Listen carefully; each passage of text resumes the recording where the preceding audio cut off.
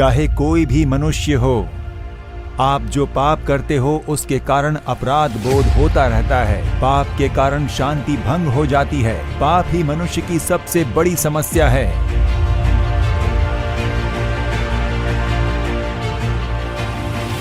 आप अगर अपने पापों को मानकर मन नहीं फिराते हो तो फिर आप कितने भी प्रायश्चित कर लो, कितने भी दान धर्म कर लीजिए, पाप की क्षमा नहीं मिलेगी। वो पाप लगातार आपका पीछा करेगा। बस खेल खेल में शराब पीने लगा था, खेल खेल में इस नशे का सेवन करने लगा था, आज जीवन बर्बाद हो गया है। अब उसे छोड़ नहीं पा रहा हूं। आपकी बीमारियों को चंगा करने के लिए 2000 साल पहले वो क्रूज पर घायल हुए। वो उनका आप पर प्रेम था। आपके परिवार का शाप, पीढ़ी दर पीढ़ी चलते आने वाले शाप को पूरी तरह से बदलकर आपको आशीष से भरने के लिए वो क्रूज पर शाप बने, ऐसा बाइबल कहता है। आपकी बीमारी को चंगा करने के लिए उन्होंने अपने शरीर पर घाव को सहा। क्या अपने जीवन में असफलता का अनुभव करते हुए आप यहाँ पर आए हो? प्रभु यीशु कहते हैं, आज आपका शोक आनंद में बदल जाएगा।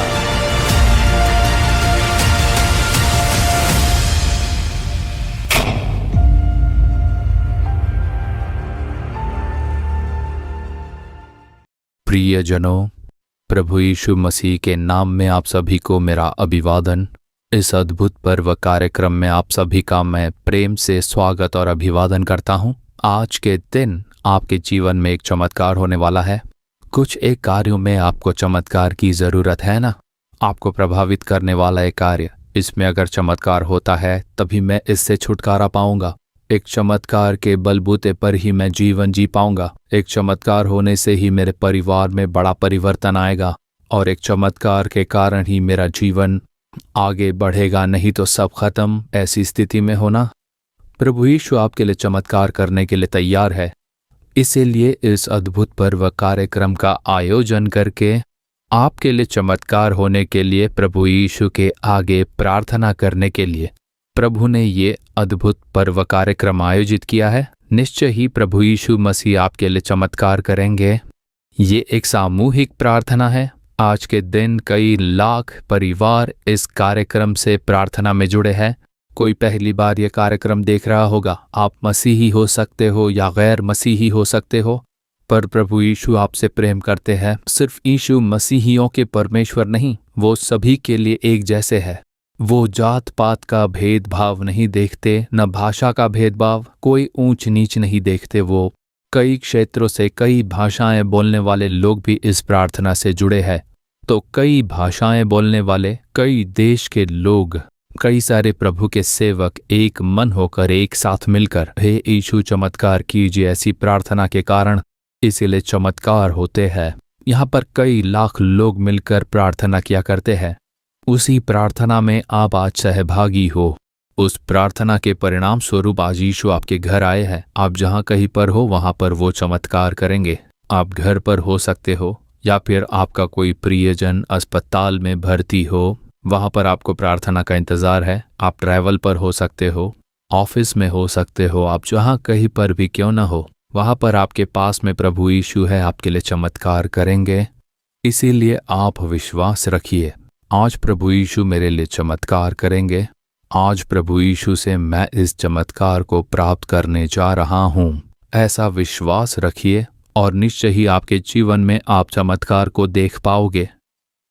सबसे पहले हम स्तुति का गीत गाएंगे, उसके बाद हम गवाहियों को देखेंगे, उसके बाद मैं प्रभु का संदेश दूंगा, उसके बाद हम सब मिलकर चमत्कार के लिए प्रभु से प्रार्थना करेंगे। अगर आप चाहो कि आज मैं आपके लिए प्रार्थना करूं, तो प्रार्थना विनती भेजने के लिए एक फ़ोन नंबर है और ईमेल एड्रेस है और व्हाट्सएप नंबर है जो आपकी स्क्रीन पर इस समय दिखाया जा रहा है। उस पर आप अपनी प्रार्थना विनती भेज सकते हो। इसी नंबर पर आप मैसेज भेज सकते हो या ईमेल भी कर सकते हो या फ़ोन के द्वारा आप प्रार्थना विनती बता सकते हो। फ़ोन पर आपके लिए प्रार्थना करने के लिए कई सारे प्रभु के लोग, कम से कम 100 से भी अधिक लोग आपके लिए प्रार्थना करने के लिए बिल्कुल तैयार है। अब सबसे पहले प्रभु यीशु मसीह ही चमत्कार करने वाले प्रभु है, तो उनकी स्तुति में हम सबसे पहले गीत गाएंगे। क्या मनुष्य कभी चमत्कार कर पाएगा? क्या एक साधारण मनुष्य आपके लिए चमत्कार कर पाएगा? बिल्कुल नहीं। चमत्कार के बदले धोखा करेंगे वो। कुछ लोग शैतान के जरिए तंत्र मंत्र करके कुछ एक कार्य करते हैं। शैतान कभी भलाई नहीं कर पाएगा। आपको डराने के लिए कुछ कार्य करेगा, बस उतना ही। ना तो मैं कोई तंत्र मंत्र करने वाला हूँ, ना ही जादू टोना करने वाला हूँ। मैं तो बस इस आकाश और पृथ्वी की सृष्टि करने वाले सामर्थ्यशाली प्रभु यीशु का सेवक हूँ। वो जो कुछ बताने के लिए कहते हैं मैं बताता हूँ, और उनकी ओर मैं आपके लिए प्रार्थना करता हूँ। जब आप भी उनसे प्रार्थना करोगे, मैं बस आपके प्रार्थना में सहायक बनता हूँ बस। तब यीशु वो प्रार्थना सुनते हैं और आप जहाँ कहीं पर भी हो वहाँ आकर चमत्कार करते हैं, छुटकारा देंगे, चंगाई प्रदान करेंगे। आपके परिवार में एक चमत्कार होगा। उस विश्वास के साथ आप सहभागी हो। मोहन सी लाजरस कोई चमत्कार नहीं कर पाते हैं, ये बात अच्छे से आप जान लीजिए। ये इंसान हमारे लिए चमत्कार करेंगे ऐसा आप मत सोचिए। तो मैं नहीं, पर मैं जिस यीशु के बारे में बताता हूँ वो चमत्कार करेंगे। वो परमेश्वर है, आकाश और पृथ्वी को बनाने वाले। वो पवित्र आत्मा है। आप अपनी आंखों से तो उन्हें नहीं देख पाओगे, पर आत्मिक आंखों के खुलते ही आप उनका दर्शन पा सकते हो। वो अपने आप को जिसके आगे प्रकट करना चाहो, उनके आगे प्रत्यक्ष रूप में वो निश्चय ही प्रकट होते हैं। पर सबसे महत्वपूर्ण बात यह है, आप उनकी उपस्थिति को महसूस कर पाओगे, उनका सामर्थ्य महसूस कर पाओगे, उनका स्पर्श महसूस कर पाओगे। उन्हें आपके घर में आते हुए आप महसूस कर पाओगे। वो आपके मन के बोझ को जब दूर हटाएंगे, उसे आप महसूस कर पाओगे। वही परमेश्वर का सामर्थ्य है। उनका सामर्थ्य आपके घर में उतर कर चमत्कार करेगा। पर आपको यीशु का नाम लेते हुए प्रार्थना करना है, वो ही चमत्कार करने वाले हैं, ठीक है? तो आज के दिन सबसे पहले यीशु छुड़ाता है परिवार में जो प्यारे बच्चे हैं उनके साथ मिलकर हम एक स्तुति का गीत गाएंगे। उसके बाद हम लोग आज गवाहियां देखने जा रहे हैं। तो चलिए।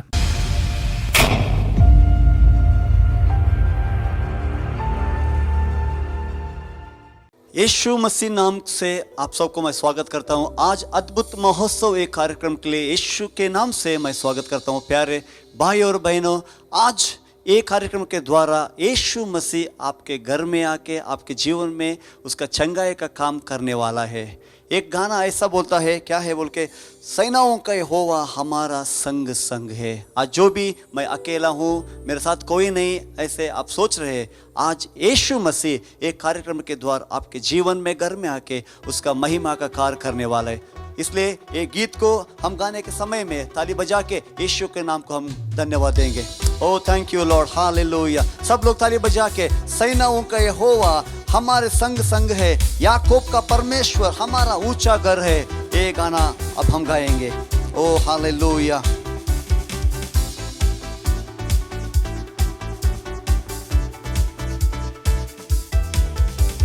सेनाओं का यहोवा हमारे संग संग है, याकूब का परमेश्वर हमारा ऊंचा घर है। सेनाओं का यहोवा हमारे संग संग है, याकूब का परमेश्वर हमारा ऊंचा घर है। जिसने आकाश बनाया, जिसने पृथ्वी बनाया, वो सर्वशक्तिमान प्रभु है। ओ यहोवा हमारे संग संग है। जिसने आकाश बनाया, जिसने पृथ्वी बनाया, वो सर्वशक्तिमान प्रभु है। ओ यहोवा हमारे संग संग है।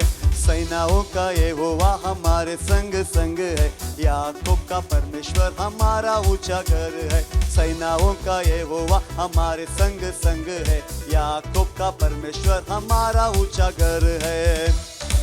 समुद्र को उसने दो भागा, जंगल में से मार्ग निकाला।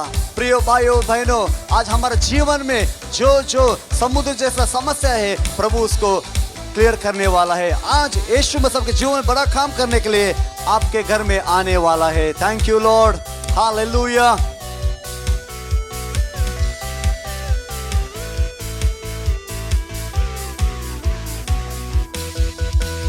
समुद्र को जिसने दो भागा, जंगल में से मार्ग निकाला। जो वादों वादों को करता है पूरा, ओ यहोवा हमारे संग संग है। समुद्र को जिसने डुबागा, जंगल में से मार्ग निकाला, जो वादों को करता है पूरा, ओ यहोवा हमारे संग। सेनाओं का यहोवा हमारे संग संग है। याकूब का परमेश्वर हमारा ऊंचा घर है। सेनाओं का यहोवा हमारे संग संग है। याकूब का परमेश्वर हमारा ऊंचा घर है। ओ यीशु मसीह लाजर को मुर्दे से उठाया।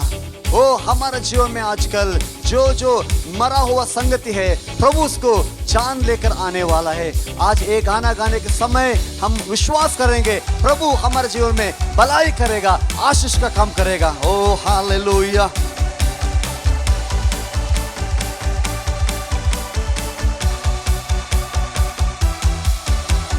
लाजर को जिसने जिलाया, जक्कई को जिसने बचाया, जिसके लिए सब कुछ संभव है, ओ यहोवा हमारे संग संग है।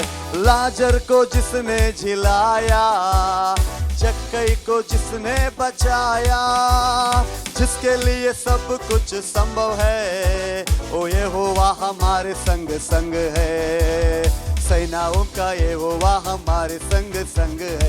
याकूब का परमेश्वर हमारा ऊंचा घर है। सेनाओं का यहोवा हमारे संग संग है। याकूब का परमेश्वर हमारा ऊंचा घर है। Thank you Lord, thank you Jesus. आप जो भलाई करने ले, इसलिए हम धन्यवाद देते हैं प्रभु। तू महिमा का योग्य है, तू स्तुति के पात्र है प्रभु। तेरा आराधना करते हैं हम। Oh, hallelujah.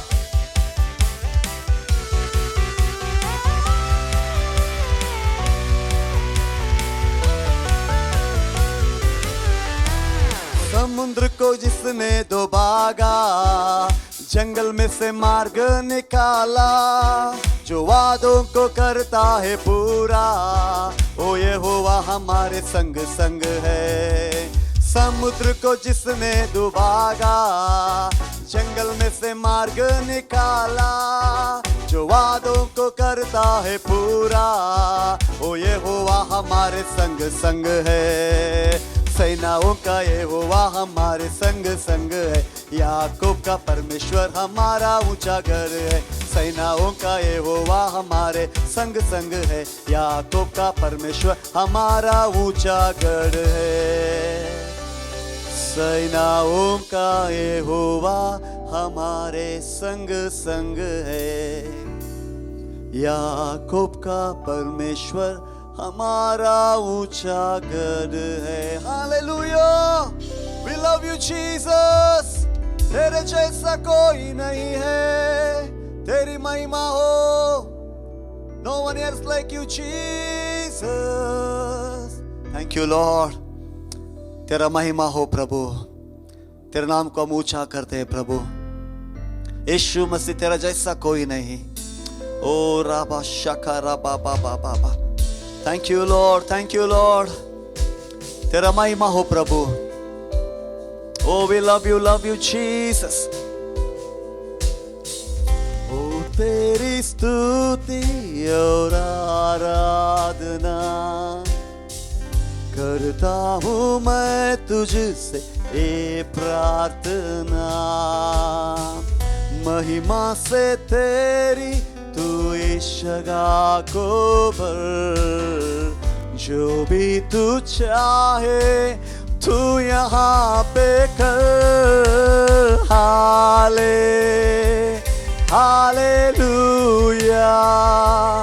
Hallelujah, hallelujah, hallelujah, hallelujah.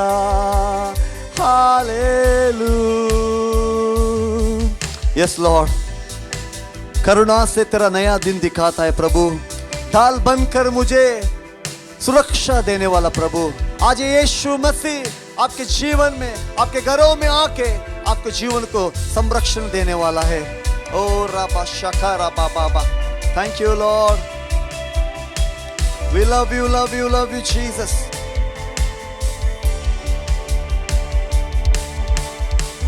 करुणा से तेरी नया दिन दिखाता है, दाल बनकर मेरी मुझे बचाता है।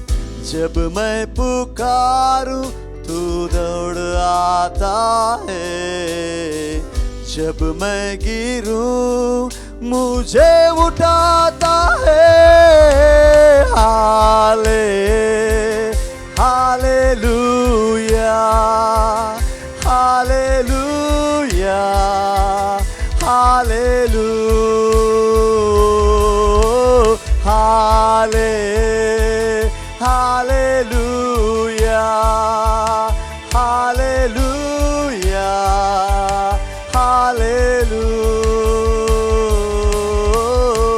हो तेरी स्तुति और आराधना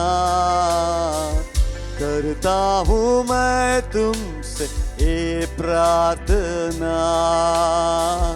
महिमा से तेरी तू इस जगह को भर, जो भी तू चाहे तू यहाँ पे कर। Hallelujah, hallelujah, we worship your name, Lord. Hallelujah, hallelujah, hallelujah. सारे जहां में तेरा जैसा कोई नहीं प्रभु, तू अकेला जिंदा परमेश्वर है। सारा महिमा का योग्य तू है प्रभु, तू चंगा करने वाला है। Oh, thank you, Lord.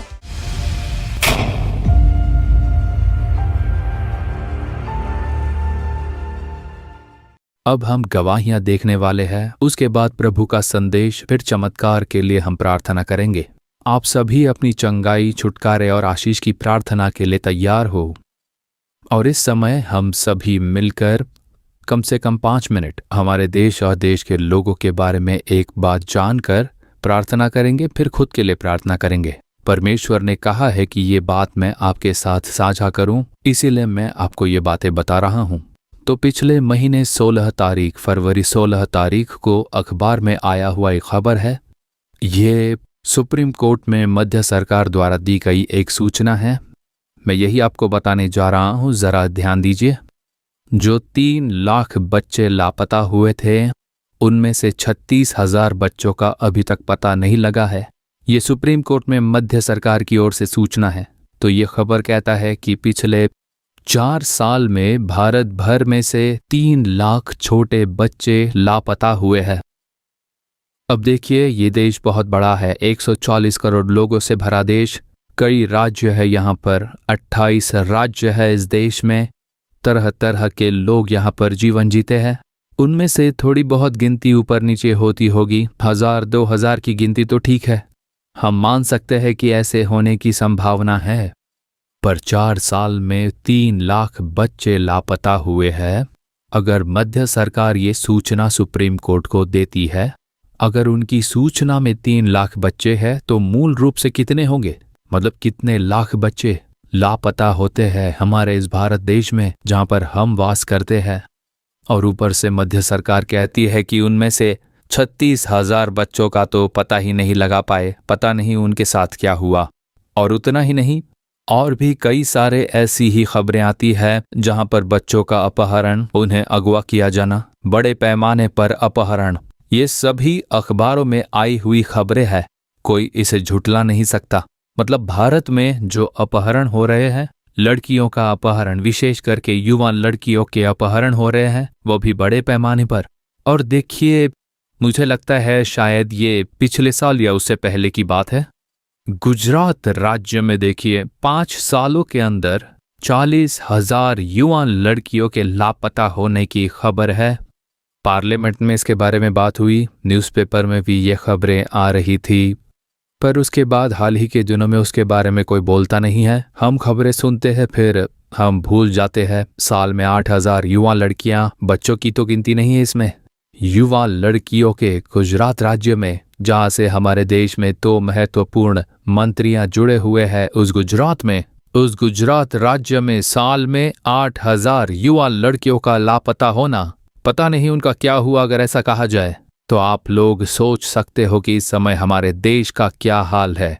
बच्चे सुरक्षित नहीं हैं, युवा लड़कियां सुरक्षित नहीं है। अब पिछले 2 महीनों में, इस साल के जनवरी और फरवरी के महीने में तमिलनाडु में जो घटी थी, जिस पर सरकार ने एक्शन लिया है, वो है जिन्हें सरकार ने पता लगाकर उसके ऊपर एक्शन लिया। मैं पढ़ता हूं, सुनिए। 8वीं कक्षा की लड़की के साथ सामूहिक बलात्कार। सरकारी स्कूल के 3 अध्यापक की गिरफ्तारी हुई है कृष्णगिरी में। मनप्पारे में प्राइवेट स्कूल में 2 लड़कियों के साथ यौन शोषण किया गया, वहां की क्लर्क के पति समेत 5 लोगों की गिरफ्तारी। और एक खबर है जो कि पुदुकोटे में हुई है, सरकारी स्कूल के 7 छात्राओं के साथ यौन शोषण, सह प्राध्यापक पोक्सो के तहत गिरफ्तार। सिरुवलीपुतूर में छात्रों के साथ यौन शोषण, मुख्य प्राध्यापक गिरफ्तार। दिंडीवनम में स्कूल छात्रा के साथ यौन शोषण और वहां के प्राध्यापक की गिरफ्तारी हुई। और एक खबर शिवगंगई से, 8 छात्राओं के साथ यौन शोषण किया गया, जिसके चलते 7 लोगों की गिरफ्तारी हुई है। अब जो कोयम्बतूर में हुआ है वो एक अंग्रेजी अखबार में छपी है। येरकाड के हॉस्टल में रहने वाली 10 स्कूली छात्राओं के साथ यौन शोषण, अध्यापक की पोक्सो के तहत गिरफ्तारी। नेल्लई के एक स्कूली छात्र को अश्लील फिल्म भेजने वाले स्कूल के प्राध्यापक की गिरफ्तारी हुई है। तो इन जैसे और कई खबरें हैं, लगातार ऐसी खबरें आ रही हैं। धर्मपुरी में 11वीं की छात्रा के साथ यौन शोषण करने वाला पुजारी, बच्ची को घर पर बंद करके किया गया यौन दुष्कर्म।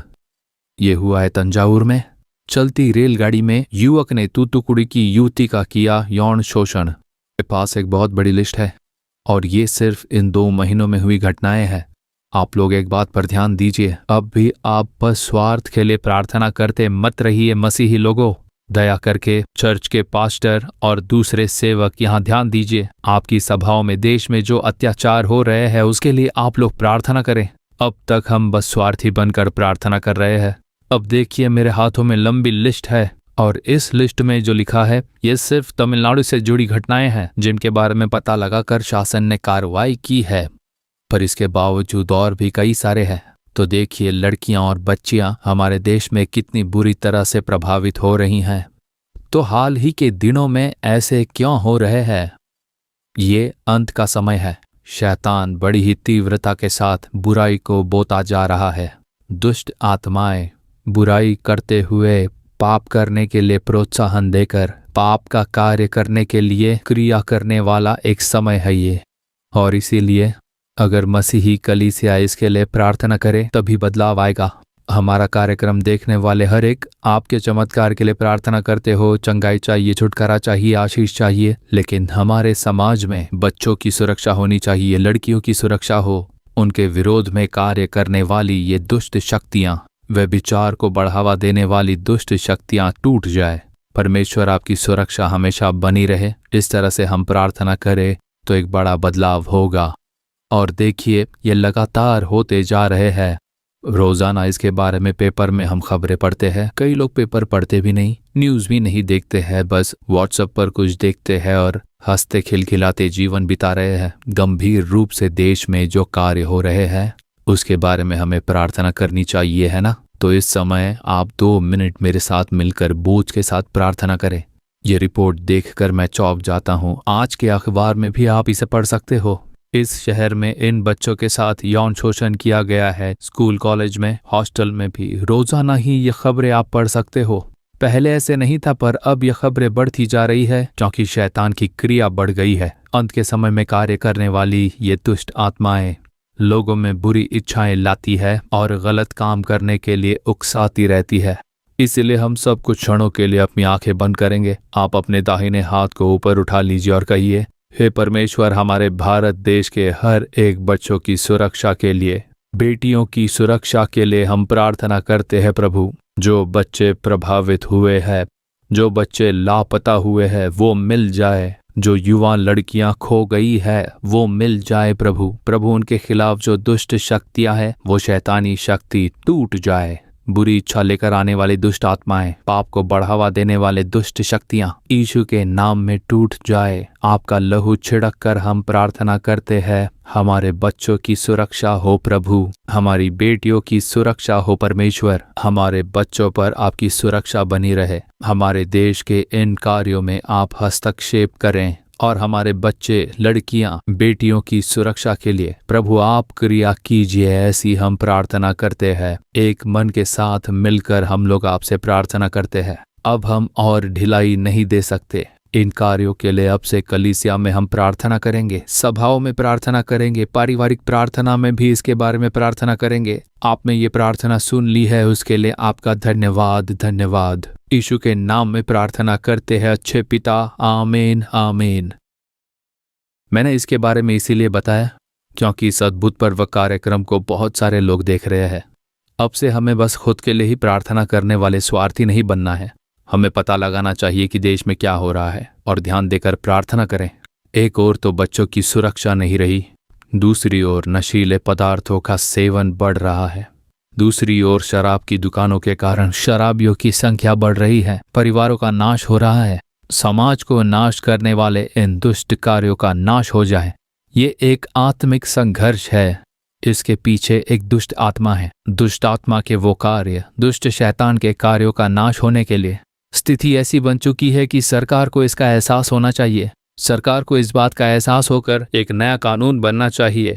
उन्होंने ऐसा कुछ कानून लागू करके, पुलिस और सेना का उपयोग करके अगर स्ट्रिक्टली कोई एक्शन ले तो ये जरूर कम होगा, पूरी तरह से भले ही नहीं पर कम हो सकता है। आज देखिए कितने सारे बच्चे लापता हो रहे हैं। सोचिए उस परिवार का क्या होगा। 3 लाख बच्चे गायब है, मतलब 3 लाख माता पिता से संबंधित है, परिवारों से संबंधित है। अगर किसी परिवार में सिर्फ एक बच्चा है और वो खो जाए तो सोचिए उस परिवार का क्या हाल होगा। वो वेदना स्वर्ग लोक तक जाएगी। परमेश्वर ये सब कुछ देख रहे हैं तो हमें गहराई से प्रार्थना करनी चाहिए। सरकार को इस विषय में कोई फैसला करके कोई कानून लागू करना पड़ेगा। बच्चों की सुरक्षा के लिए क्या करना चाहिए, अगर उसके लिए कोई कानून लागू किया जाए और उस पर वो ध्यान दे तो कितना अच्छा हो। सरकार तो ये कर सकती है। ऐसे कार्यों के होने से रोकने के लिए क्या किया जाए, इस पर ध्यान दे तो प्रभु निश्चय ही इस कार्य में सहायता देंगे। हमें उसके लिए प्रार्थना करनी चाहिए। हर एक मसीही जन, अगर आप इसके लिए प्रार्थना नहीं करते तो वो पाप है। देश भर में इतनी बुराई हो रही है, परमेश्वर से उसके लिए आप प्रार्थना करें। जब ये आप पर बीतेगी तभी आप प्रार्थना करोगे क्या आपके बच्चे लापता होने पर ही आप आंसू बहाओगे? ये सभी हमारे भारत के ही तो बच्चे हैं, हमारे अपने ही तो है ये। वो बोझ लेकर प्रार्थना करने वाले मसीही में बदल जाए। कलीसिया के पास्टर, अगर आप लोग इसके लिए प्रार्थना नहीं करते तो आप पाप करने वाले लोग हो। और कितने समय तक अपने स्वार्थ के लिए, बस दान के लिए प्रार्थना करोगे? इन विषयों के लिए भी लोगों से कहकर बोझ के साथ प्रार्थना करें। हम जानते हैं कि प्रार्थना से बदलाव होता है, मतलब प्रार्थना न करना एक पाप है। कृपया करके इसे महसूस करते हुए सीरियसली हमारे देश में जो हो रहा है उसके लिए आप प्रार्थना कीजिए। और कुछ विषयों के बारे में अगर मैं बताऊं तो आप सहन नहीं कर पाओगे, उतना कुछ हो रहा है हमारे देश में। हमें इन बातों का एहसास है, इसीलिए 24 घंटे हम लोग प्रार्थना का आयोजन करते हैं, रोते हुए प्रार्थना करते हैं। और हमारा आंसू बहाना कई लोगों के लिए मजाक बन गया है, क्योंकि वो स्वार्थी है। वो नहीं जानते कि यहाँ क्या हो रहा है। हमारे पैसे बढ़ते जाए बस उसी में उनका ध्यान है। पर परमेश्वर के मन का बोझ कुछ अलग है। हमारे देश में इन बातों से प्रभावित हुए कई सारे लोग हैं। अच्छा तो ठीक है, अब देखिए हम लोग गवाहियां देखने जा रहे हैं। अब आपके लिए प्रार्थना करेंगे हम। अब आप निर्णय लीजिए कि अब से हर रोज हमारे देश के बच्चों और बेटियों के लिए निरंतर प्रार्थना करेंगे। ऐसा आप निर्णय लीजिए, अपने बच्चों से प्रार्थना करवाइए। जब मिलकर प्रार्थना करेंगे तो निश्चय ही बड़ा बदलाव होगा। तो आज के इस अद्भुत पर्व कार्यक्रम द्वारा आपको चमत्कार चाहिए ना? यीशु आपके लिए चमत्कार करेंगे। उससे पहले आप 3 गवाहियों को देखने जा रहे हो। उसके बाद प्रभु के संदेश के द्वारा प्रभु आपसे बात करेंगे। अब से पहले भाई येसु पादम, तिरुवल्लूर में रहने वाले भाई येसु पादम, जिन्होंने अपने जीवन के 37 सालों से जिस दासत्व में थे उससे छुटकारा पाया, प्रभु यीशु ने छुटकारा दिया। इसके बारे में वो खुद बताते हैं, सुनिए। मेरा नाम है ईसुपादम। तिरुवल्लूर जिला तिरुतनी तालुका पोनपाड़ी में रहता हूँ। मैं एक मैस्त्री का काम करता हूँ। मेरी शादी हो चुकी है और मेरे 3 बच्चे हैं। 2 बेटियां हैं, 1 बेटा है। 37 साल से शराब का आदी था मैं। दिन में 1 क्वार्टर या 2 क्वार्टर, कभी कभी तो 1 फुल भी हो जाता था। सुबह से लेकर रात तक शराब पीते थे वो, और वो सारा दिन हम बहुत ही घबराए से रहते थे। मेरे पिताजी शराब पीकर आते थे और मेरी माँ का मंगलसूत्र पकड़कर पीटते थे, उनके बाल पकड़कर खींचते थे। हम बहुत छोटे थे, इसलिए हम कुछ भी नहीं कर पाते थे। हम घबराए हुए रहते थे। मेरे पिताजी की वजह से हमने बहुत ही कष्ट झेला है, और जब भी वो खाना मांगते थे तो उन्हें झट से उनकी थाली में खाना रखकर चाहिए होता। अगर थोड़ी भी देरी होती तो फिर से वो झगड़ा करते। वो जितना भी कमाते थे, एक भी पैसा हमें नहीं देते थे। हमारे बचपन में हमें जिस किसी का अनुभव चाहिए था, हमने कभी उसका अनुभव नहीं किया। हमें जो कुछ भी खाने की इच्छा होती थी और जैसे कपड़े पहनने की इच्छा होती थी, हम कभी उसका अनुभव नहीं कर पाए। मैं चाहूँ तो भी बिन पिए नहीं रह पाता। बहुत थकावट होती थी, ऐसा लगता था कि मेरा सर फट जाएगा। ऐसा एक दिन भी नहीं होता जब मैं नहीं रोती थी। जिस तकिए पर अपना सिर रखकर सोती, वो मेरी आंसुओं से भीग जाती थी। एक ओर शराब और दूसरी ओर बीड़ी पीता था। लगातार बीड़ी पीता रहता था। दिन में 4 पैकेट बीड़ी पी लेता था मैं। अगर बीड़ी पीता रहता तभी काम कर पाता था मैं, नहीं तो काम नहीं कर पाता। बीड़ी नहीं मिलता तो मैं पागलों जैसा व्यवहार करता। वैसी हालात में मैं कुछ भी काम नहीं कर पाता था। हम उनके पास ही बैठे रहते और तब वो बीड़ी पीते थे। पापा थोड़ा दूर बैठकर बीड़ी पीजिए कहने पर भी वो हमारी बात नहीं सुनते थे। बीड़ी की बदबू से हमें वॉमिट होती है ऐसा कहने पर भी वो हमारी बात नहीं सुनते। मेरे पति शादी के समय से लेकर कभी भी चर्च नहीं आते। और वैसी ही स्थिति में कोरोना के समय में भाई मोहन जी लाजरस का आओ प्रार्थना करे कार्यक्रम आता था। और आओ प्रार्थना करे कार्यक्रम देखते समय भाई सभी के लिए प्रार्थना करते थे। उसमें जो शराब के लत के आदी थे, जो बीड़ी पीने की आदत से ग्रस्त थे, उनके लिए प्रार्थना करते। हम वो कार्यक्रम देखते थे तो हमें लगता था कि ऐसी प्रार्थना से मेरे पिताजी को भी छुटकारा मिलेगा, हम खुश रहेंगे। ऐसा सोचकर हम लोगों ने भी प्रार्थना शुरू कर दी। मैं हर एक आओ प्रार्थना करे कार्यक्रम में भाई का संदेश सुनती थी, जिसमें गवाहियाँ होती थी। उन गवाहियों को भी देखती थी और उन गवाहियों को देखकर ऐसा लगता था कि मेरे पति कब इस तरह बदलेंगे, कब उनका भी उद्धार होगा। ऐसे में अपने पति को बुलाकर वो देखने के लिए कहती। मैं जब भी शराब पीकर घर आता तब घर में रात के समय आओ प्रार्थना करे कार्यक्रम चलता था। हमेशा देखता था मैं, बिना चूके मैं आओ प्रार्थना करे ये कार्यक्रम देखता ही रहता था। उसमें भाई मोहन सी लाजरस प्रार्थना करते थे और लगातार वो शराबियों के छुटकारे के लिए भी प्रार्थना करते। उस समय मैं भी अपने हृदय पर हाथ रखकर प्रार्थना करता था कि मुझे भी छुटकारा दीजिए, मुझे निश्चय ही छुटकारा प्रदान कीजिए। तो भाई मोहन के प्रार्थना के साथ मैं भी हमेशा प्रार्थना करता था। तो उसी के बीच में 2023 अगस्त के महीने से प्रभु ने मुझे इससे छुटकारा दे दिया। शराब की आदत से भी मैंने पूर्ण छुटकारा पा लिया और बीड़ी पीने की आदत से भी मुझे पूर्ण छुटकारा मिला। उसके बाद इस व्यसन की आदत मुझे बिल्कुल नहीं रही। जिन खुशियों से हम बहुत ही दूर थे, आज वही खुशियाँ परमेश्वर ने हमें दुगना करके दिया है। परमेश्वर ने हमें आशीष दी है। अब स्थिति ऐसी है कि शराबियों को मेरे पापा सलाह देते हैं और उन्होंने प्रभु को अपनाया है। अब घर में झगड़ा नहीं है, मारपीट नहीं है। भले ही मेरी माँ उन पर नाराज हो जाए, फिर भी पापा छोटी छोटी बातों पर ध्यान नहीं देते। वो हमेशा शांति से उन्हें सुलझा लेते हैं। मेरे मन की इच्छा के अनुसार मेरे पति अब चर्च आते हैं और हम परिवार सहित चर्च जाते हैं। हम आज बहुत ही खुश हैं। अब मैं रोजाना 1 घंटे प्रार्थना करता हूँ।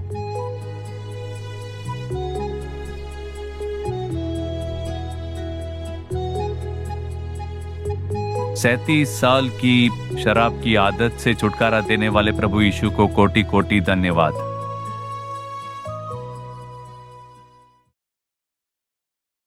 जानते हो जो सबसे बड़ा चमत्कार प्रभु यीशु करते हैं वो कौन सा है? एक व्यक्ति को उसके पाप से छुड़ाकर, उसके पाप के स्वभाव को बदलकर उन्हें एक नया जीवन प्रदान करना। इसीलिए तो यीशु आए थे। पापियों का उद्धार करने के लिए मसीह यीशु जगत में आए। वही हुआ था 37 साल। एक व्यक्ति जो शराब के नशे में पड़ा था, क्या वो बस एक दिन में बदल सकता है? प्रभु यीशु से यह संभव है। उस पाप के कारण उसका पूरा परिवार कितना प्रभावित हुआ था। उनकी पत्नी, बच्चे सभी प्रभावित हुए थे। पर छुटकारा मिलने के बाद कितनी खुशियों से भर गए वो। आपके जीवन में यही खुशी आज प्रभु यीशु देना चाहते हैं। ये चमत्कार करना चाहते हैं वो। कोई तो एक पाप की आदत ने आपको दास बनाकर रखा है। शराब का नशा, नशीले पदार्थ, सेलफोन का दासत्व, जुए की लत। अब तो देखिए, सेलफोन के जरिए भी कई लोगों को जुए की लत लग चुकी है। शैतान का जाल, उसमें फंस चुके हो ना। क्या आप सोच रहे हो कि मैं इसे छोड़ नहीं पा रहा? यीशु आज आपको छुटकारा देंगे, आपको नया हृदय देंगे। प्रार्थना के साथ आप इस कार्यक्रम में भाग लीजिए। अगली गवाही है बहन प्रिया की, काटुपक्कम, चेन्नई से, चेन्नई के काटुपक्कम क्षेत्र से। और उन्हें 12 साल से मन में जो दुख था उसे परमेश्वर ने कैसे खुशियों में बदल दिया, इसी के बारे में आप देखने वाले हो। आइए वो गवाही सुनते हैं। मेरा नाम है प्रिया, चेन्नई के काटपाकम में रहते हैं। मेरे पति एक निजी कंपनी में काम करते हैं। 2012 में मेरी शादी हुई। 12 साल तक मेरी संतान नहीं थी। शादी होने के पहले महीने से ही लोगों ने ये पूछना शुरू किया कि गुड न्यूज कब है, और ये सुनते सुनते मेरे मन में बहुत ही पीड़ा होने लगी। 3-4 साल के अंदर तो लोगों ने मुझे बहुत ही कोसना शुरू कर दिया, जिसकी वजह से मैं बहुत ही दुखी रहने लगी। मैं काम पर से घर लौटती तो घर में बहुत ही अकेलापन सा रहता। वो बहुत दुख भरा था। हम दोनों बैठकर बहुत रोते थे। मेरी पत्नी विशेष करके बहुत रोती थी। कुछ लोगों ने तो मुझसे ये सवाल तक किया है कि तू काम पर क्यों जाती है? इतना तुम पैसे कमाने के लिए भागते रहते हो, उसका क्या करोगे? किसके लिए पैसे इकट्ठा कर रहे हो? तुम्हारा तो बच्चा भी नहीं है, ऐसा कहते थे। उन शब्दों से मैं बहुत ही दुखी हो जाती थी, मैं और मेरे पति दोनों ही। हमें साल में 12 मौके मिलते थे। हम हमेशा उस मौके के इंतजार में रहते थे, पर कभी भी हमें अच्छी खबर नहीं मिली। जब मैं अपने काम से घर लौटती थी तो मुझे बहुत ही अकेलापन महसूस होता। अगर घर जाऊंगी तो वहाँ तो कोई भी नहीं होगा, ऐसा सोचकर मैं बहुत दुखी रहती थी। फिर हमने अस्पताल जाकर इलाज शुरू कर दी। जब भी हम अस्पताल जाते, सुबह 9 बजे जाते तो शाम के 5 या 6 बज जाते थे। और फिर बहुत पैसे खर्च होते थे। एक बार हम अगर अस्पताल गए तो आते आते 10 से 15 हजार रुपए खर्च हो जाते। काफी टेस्ट में खर्च हो जाते थे। आखिरकार डॉक्टरों ने मुझसे यही कहा कि नॉर्मल रीति से आपको बच्चा बिल्कुल भी नहीं हो सकता है, क्योंकि हार्मोन लेवल बहुत ही कम हो गया है। वो लगभग 0.06 हो गया है और हार्मोन हमेशा 2 पॉइंट के ऊपर होना चाहिए। आपका बहुत ही कम है, सामान्य तौर पर तो संभव ही नहीं है। अब बस आपका IVF ही कर सकते हैं। IVF के बावजूद सिर्फ 20% ही बच्चा होने की संभावना है, ऐसा कह दिया। उस रात हम सो नहीं पाए।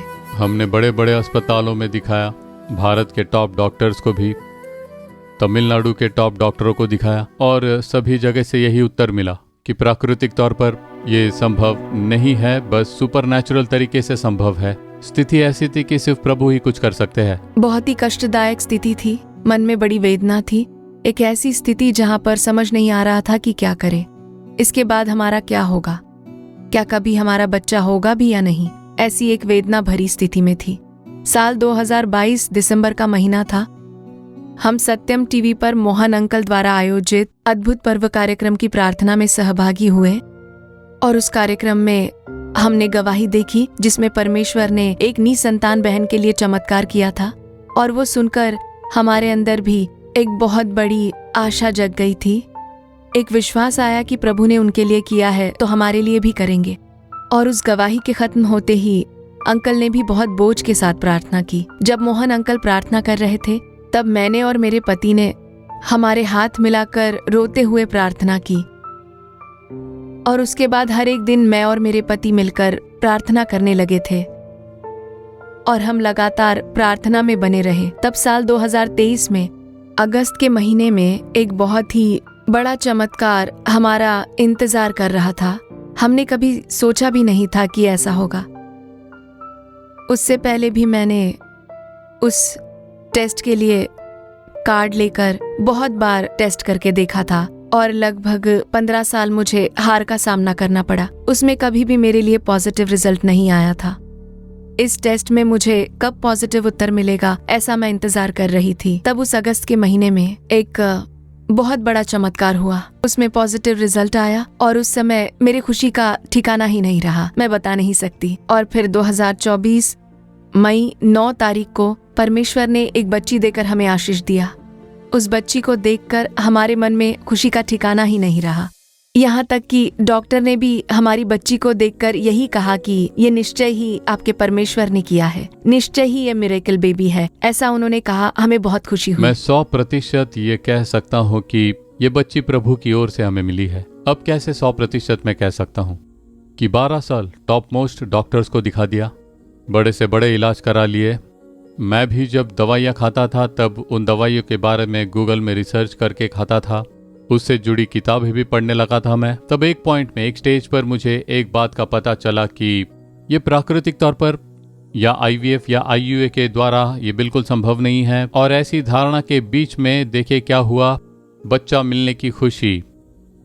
तो ये प्रभु की ओर से मिली बच्ची है, इसमें कोई दो राय नहीं। प्रभु को छोड़ ये कोई नहीं कर सकता। पर बच्ची मिलने की खुशी में हमें प्रभु को नहीं भूलना चाहिए, इसलिए हम दोनों ही प्रभु को प्रथम स्थान देते हैं। प्रभु के बाद ही ये बच्ची है, पहले प्रभु यीशु फिर हमारी बच्ची। इसी स्टेज पर हम पहुंच चुके हैं क्योंकि प्रभु ने ये बच्ची दी है, तो हमें पहला स्थान प्रभु यीशु को ही देना पड़ेगा। और फिर हमें ये बच्ची प्रभु में पालना है। हमें प्रभु के भय और भक्ति में इस बच्ची का पालन पोषण करना है।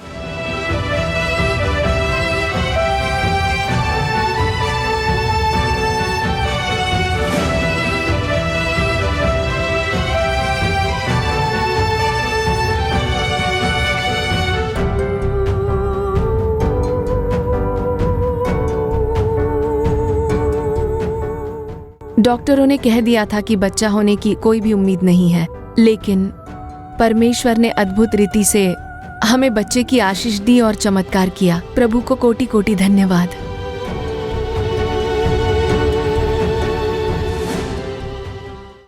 बारह साल निंदा, अपमान, मजाक उड़ाना। देखिए लोगों ने क्या क्या बातें की। क्या बच्चे नहीं तो कमाना नहीं चाहिए, काम पर नहीं जाना चाहिए? लोगों ने पूछा तुम काम पर क्यों जाती हो, क्यों कमाती हो, बच्चा तो नहीं है तुम्हारा? इस तरह के निर्दयी मन वाले, निर्दयी बात करने वाले लोग इस संसार में हैं। हमारे आसपास ऐसे लोग रहते हैं। कितनी वेदनादायक बात है। लेकिन उन्हें शर्मिंदा करने के लिए, जिन लोगों ने मजाक उड़ाया, उन्हें शर्मिंदा करने के लिए ठीक उसी स्थान पर प्रभु परमेश्वर ने उन्हें एक बच्चा देकर उनका सिर ऊंचा उठाया है। आपके लिए भी करेंगे। उन्होंने कहा था ना, तमिलनाडु के सबसे बड़े अस्पताल में, और बड़े बड़े डॉक्टरों को भी दिखाया उन्होंने, पैसे खर्च करके देख लिए। बड़े से बड़े डॉक्टरों ने कह दिया कि यह संभव नहीं, बच्चा होने की कोई संभावना नहीं है। अब चिकित्सा से यह संभव नहीं, ये नहीं हो सकता। और उसी समय यीशु कहते हैं कि मुझसे संभव है, I can do the miracle. और वही प्रभु यीशु आपसे भी कहते हैं, अब संभव नहीं है, कोई मुझे इस बीमारी से बचा नहीं पाएगा, इस कर्ज की समस्या से मुझे कोई बचा नहीं पाएगा, मेरे परिवार की समस्या को कोई ठीक नहीं कर पाएगा। अब मुझे बच्चा पैदा होने की संभावना नहीं, अब मेरा जीवन खत्म हो गया है, बस उतना ही। ऐसा सोचते हो क्या? प्रभु यीशु कहते हैं मुझसे संभव है, बेटी मुझसे संभव है, बेटे मुझसे संभव है, ऐसा कहते हैं। यीशु आपको देखकर कहते हैं, इसीलिए तो ये गवाही थी। 12 साल से निंदा और अपमान ही नहीं, डॉक्टरों ने भी साथ छोड़ दिया था। आपको अब बच्चा पैदा होने की कोई संभावना नहीं है। फिर डॉक्टरों ने खुद कहा, यह आपके प्रभु ने किया हुआ चमत्कार है, प्रभु यीशु द्वारा चमत्कार है, मिरेकल बेबी ऐसा कहा। क्या वो आपके लिए नहीं करेंगे? यीशु पक्षपात करने वाले परमेश्वर नहीं, किसी के लिए करेंगे और किसी के लिए नहीं करेंगे ऐसा कहने वाले परमेश्वर नहीं है। अगर आप भी विश्वास के साथ प्रार्थना करो, पति और पत्नी दोनों एक मन होकर विश्वास के साथ प्रार्थना की, यीशु ने चमत्कार किया। आज अगर विश्वास के साथ प्रार्थना करो तो आपके जीवन में भी इसी तरह चमत्कार होगा। इसीलिए प्रभु यीशु आपसे बात कर रहे हैं। कभी कभी होता है, ऐसा मत सोचिए आप। इसी तरह हजारों गवाही हमारे पास मौजूद है। आज हमने बस कुछ एक बताए हैं, पर हजारों गवाहियां हैं हमारे पास। हम खुद गवाह हैं। इसीलिए बस यूं ही कभी कभार ऐसा कुछ हो जाता है, ऐसा नहीं है। प्रभु ने ऐसे हजारों चमत्कार किए हैं। कितनी सारी महिलाएं अपने बच्चे को लाकर दिखाती है और प्रार्थना करवाती है। वो खुशियों के साथ आकर प्रभु की स्तुति करती हैं। इसीलिए तो मैं कहता हूँ, ये बस यूं ही होने वाले कार्य नहीं है। प्रभु यीशु पर विश्वास करने के द्वारा होने वाले चमत्कार है ये। जो कोई विश्वास के साथ प्रार्थना करे, प्रभु यीशु उसके लिए चमत्कार करेंगे। वो जात पात का भेदभाव नहीं करते। आप गैर मसीही हो सकते हो। प्रभु यीशु, हम भी आप पर विश्वास करते हैं, हमें भी ये आशीष चाहिए, ऐसा मांगिए, निश्चय वो आपको देंगे, आप वो चमत्कार देख पाओगे। आइए और एक चमत्कार देखते हैं, और ये गवाही है अपनी शारीरिक स्वास्थ्य को खो देने वाली एक स्थिति से अलौकिक बदलाव होना ही एक चमत्कार है ना? 37 साल से जो शराबी था वो एक दिन में बदल जाए तो अलौकिक है कि नहीं? 12 साल से बच्चा नहीं था, चिकित्सा क्षेत्र में भी इसके लिए कोई मार्ग नहीं था, ऐसे बड़े बड़े डॉक्टरों ने तक कह दिया। उसके बाद अगर बच्चा पैदा होता है तो वो एक चमत्कार है। ठीक उसी तरह पल भर में एक बीमारी चंगी हो जाए तो इट्स अ मिरेकल, वो चमत्कार है। अब वैसा ही एक चमत्कार गवाही के रूप में बताती है बहन विमली, जो कुलतूर चेन्नई से है। आइए सुनते हैं उनकी गवाही। मेरा नाम है विमली और हम चेन्नई में रहते हैं। मेरी 2 बेटियां हैं। हमारा जीवन अच्छा ही चल रहा था और 2024 को जून में मुझे बहुत तेज बुखार आ गया और उस बुखार के दौरान मेरा जो मुंह है वो टेढ़ा हो गया था। मुंह मेरा दाहिनी ओर मुड़ गया था और मेरे हाथ पैर भी बेकार हो गए थे। वो बिल्कुल नॉर्मल थी, पर अचानक पता नहीं क्या हुआ, हम घबराकर उन्हें अस्पताल ले गए और वहाँ जैसे ही डॉक्टरों ने उनकी जांच की, उन्होंने कहा कि ये बहुत इमरजेंसी है और उन्हें आईसीयू में एडमिट कर दिया गया। उनका MRI स्कैन और CT स्कैन भी किया गया और जब रिजल्ट आया तो पता चला कि उन्हें ब्रेन स्ट्रोक हुआ है, इसीलिए अंडर ऑब्जर्वेशन रखना पड़ेगा। इस समय हम कुछ भी नहीं कह सकते, 24 घंटे के बाद ही हम कुछ भी कह सकते हैं। हॉस्पिटल से 1 हफ्ते के बाद जब वो घर लौटी तब मेरी माँ कुछ भी नहीं कर पाई। वो बिल्कुल भी बोल नहीं पाती थी। वो जब भी कुछ बोलने के लिए मुंह खोलती तो वो कुछ बोल नहीं पाती। एक तो वो कुछ बोल भी नहीं पाती थी और वो जो कुछ कहना चाहती थी वो हमारे समझ में भी नहीं आता था। मैं नींद से जागकर उन्हें बीच बीच में देखती रहती थी, क्या उन्हें किसी चीज की कोई जरूरत है, पानी चाहिए या खाना पीना चाहिए, क्योंकि उनकी बातें बिल्कुल भी सुनाई नहीं देती थी और बातें तो बिल्कुल समझ ही नहीं आती थी। मुंह टेढ़ा हो गया था, इसीलिए मैं बिल्कुल भी बात नहीं कर पाती थी। घर पर जब भी मैं बच्चों से बात करती तो मेरी जबान लड़खड़ाती थी। आसपास के लोगों को तो लगता था कि मैं मजाक उड़ा रही हूँ, क्योंकि मैं बच्चों से तुतलाती जबान में ही बात किया करती थी। मेरी बातें सुनकर मुझे ही बहुत अजीब लगता था। मैं अपना दाहिना हाथ बिल्कुल उठा नहीं पाती, बस मैं इतना ही उठा पाती थी। अगर उसके ऊपर उठाऊं तो मुझे इस पूरे बाजू में बहुत दर्द होता था। मैं अपने बाल तक नहीं संवार पाती थी। मेरी बेटियां ही मेरे बाल संवारती थी, क्योंकि बहुत दर्द होता। हाथ के साथ साथ पैर भी दर्द देता था। अगर वो बैठ जाती तो एक ही जगह बैठ जाती थी, वहाँ से उठ नहीं पाती थी, क्योंकि उन्हें बहुत ही तकलीफ होती थी, बहुत पेन होता था। उन्हें उठने में और बैठने में बहुत ही दर्द होता था। उन्हें नहलाने के लिए बुलाती तो बहुत रोती थी, क्योंकि उन्हें चल कर आना था, बैठना था, फिर उठना पड़ता था। बाथरूम भी अगर जाना होता तो मुझे दीवार के सहारे ही जाना पड़ता था, क्योंकि चलने में बहुत ही परेशानी होती थी। रात के समय में तो बहुत पीड़ा होती थी। सुबह उठकर बेड से उतरने में लगभग 1 घंटा हो जाता था। बहुत ही आहिस्ते आहिस्ते चलना पड़ता था। मुझे तो लगा था कि मेरा हाथ, पैर और मुंह बेकार हो गया है। और ऐसी एक दयनीय स्थिति में साल 2024 में सितंबर महीने के आखिरी सप्ताह में मैं अपनी माँ की मदद करने के लिए यहाँ पर थी। तब हम दोनों ही सेल फोन देख रहे थे। तब जीसस रिडीम्स लाइव का एक कार्यक्रम उसमें आया। मेरी बेटी मोबाइल पर आओ प्रार्थना करे कार्यक्रम देख रही थी। उसने कहा कि माँ, आप भी आकर देखिए, क्योंकि हम बहुत कष्ट झेल रहे हैं, आप भी बहुत पीड़ा में हैं। उस समय तो मैं उठकर बैठ भी नहीं पाती थी, मैं लेटी हुई थी। मेरी बेटी ने कहा, आप बैठने की कोशिश कीजिए और बैठकर इस कार्यक्रम को देखिए, ऐसा कहा। तब भी मैं उठ नहीं पा रही थी, पर बहुत ही तकलीफ के साथ जैसे तैसे मैंने उठने की कोशिश की और वो कार्यक्रम देखने लगी। और उस कार्यक्रम में भाई मोहन सी लाजरस ने कहा कि एक माँ जी हैं जो बहुत ही तकलीफ और पीड़ा में हैं, रो रही हैं, पर आप अपना मुंह खोलने की कोशिश कीजिए, ऐसा मैंने भाई मोहन को कहते सुना। और उतने में ही मैंने यीशु को धन्यवाद देना शुरू कर दिया। उन्होंने कहा कि आप आराधना गीत गाइए और मैंने तालियां बजाते हुए प्रभु की स्तुति हो, आपने मेरी प्रार्थना सुनी, ये गीत गाने लगी। मुझे बहुत ही अचरज हुआ, क्या ये मैं थी? क्या ये कार्यक्रम मेरे घर पर चल रहा है? ऐसे सोचकर मैं बहुत ही आश्चर्यचकित हो गई। क्या मैं बोल रही थी? सामान्य रूप से तो हम गवाहियां सुनते हैं, पर क्या वो सच है ये नहीं पता था जब तक कि वो हमारे साथ नहीं हुआ। मेरी माँ उठकर झूमने लग गई, गीत गाने लग गई, कहने लगी कि प्रभु ने मेरे लिए चमत्कार किया है। वो बहुत ही खुश हो गई। ये मेरे लिए तो बिल्कुल एक चमत्कार से कम नहीं था। पता ही नहीं चला कि अचानक से ये कैसे हुआ। मैं उनके पास ही थी मुझे तो अब तक यकीन नहीं होता कि ऐसा कुछ हुआ है। उस समय मैं वहाँ पर मौजूद थी, इसलिए मुझे उस बात का एहसास होता है। आसपास वाले आकर इंटरव्यू की तरह पूछने लगे कि ऐसा किस मंत्र से हुआ, कौन सी शक्ति थी जिसने ऐसा किया। मैंने कहा ऐसा वैसा कुछ नहीं है, कोई मंत्र नहीं है। मैंने कहा कि मैंने भाई मोहन सी लाजरस की प्रार्थना का कार्यक्रम देखा और वो नालू मावड़ी से प्रार्थना करते हैं।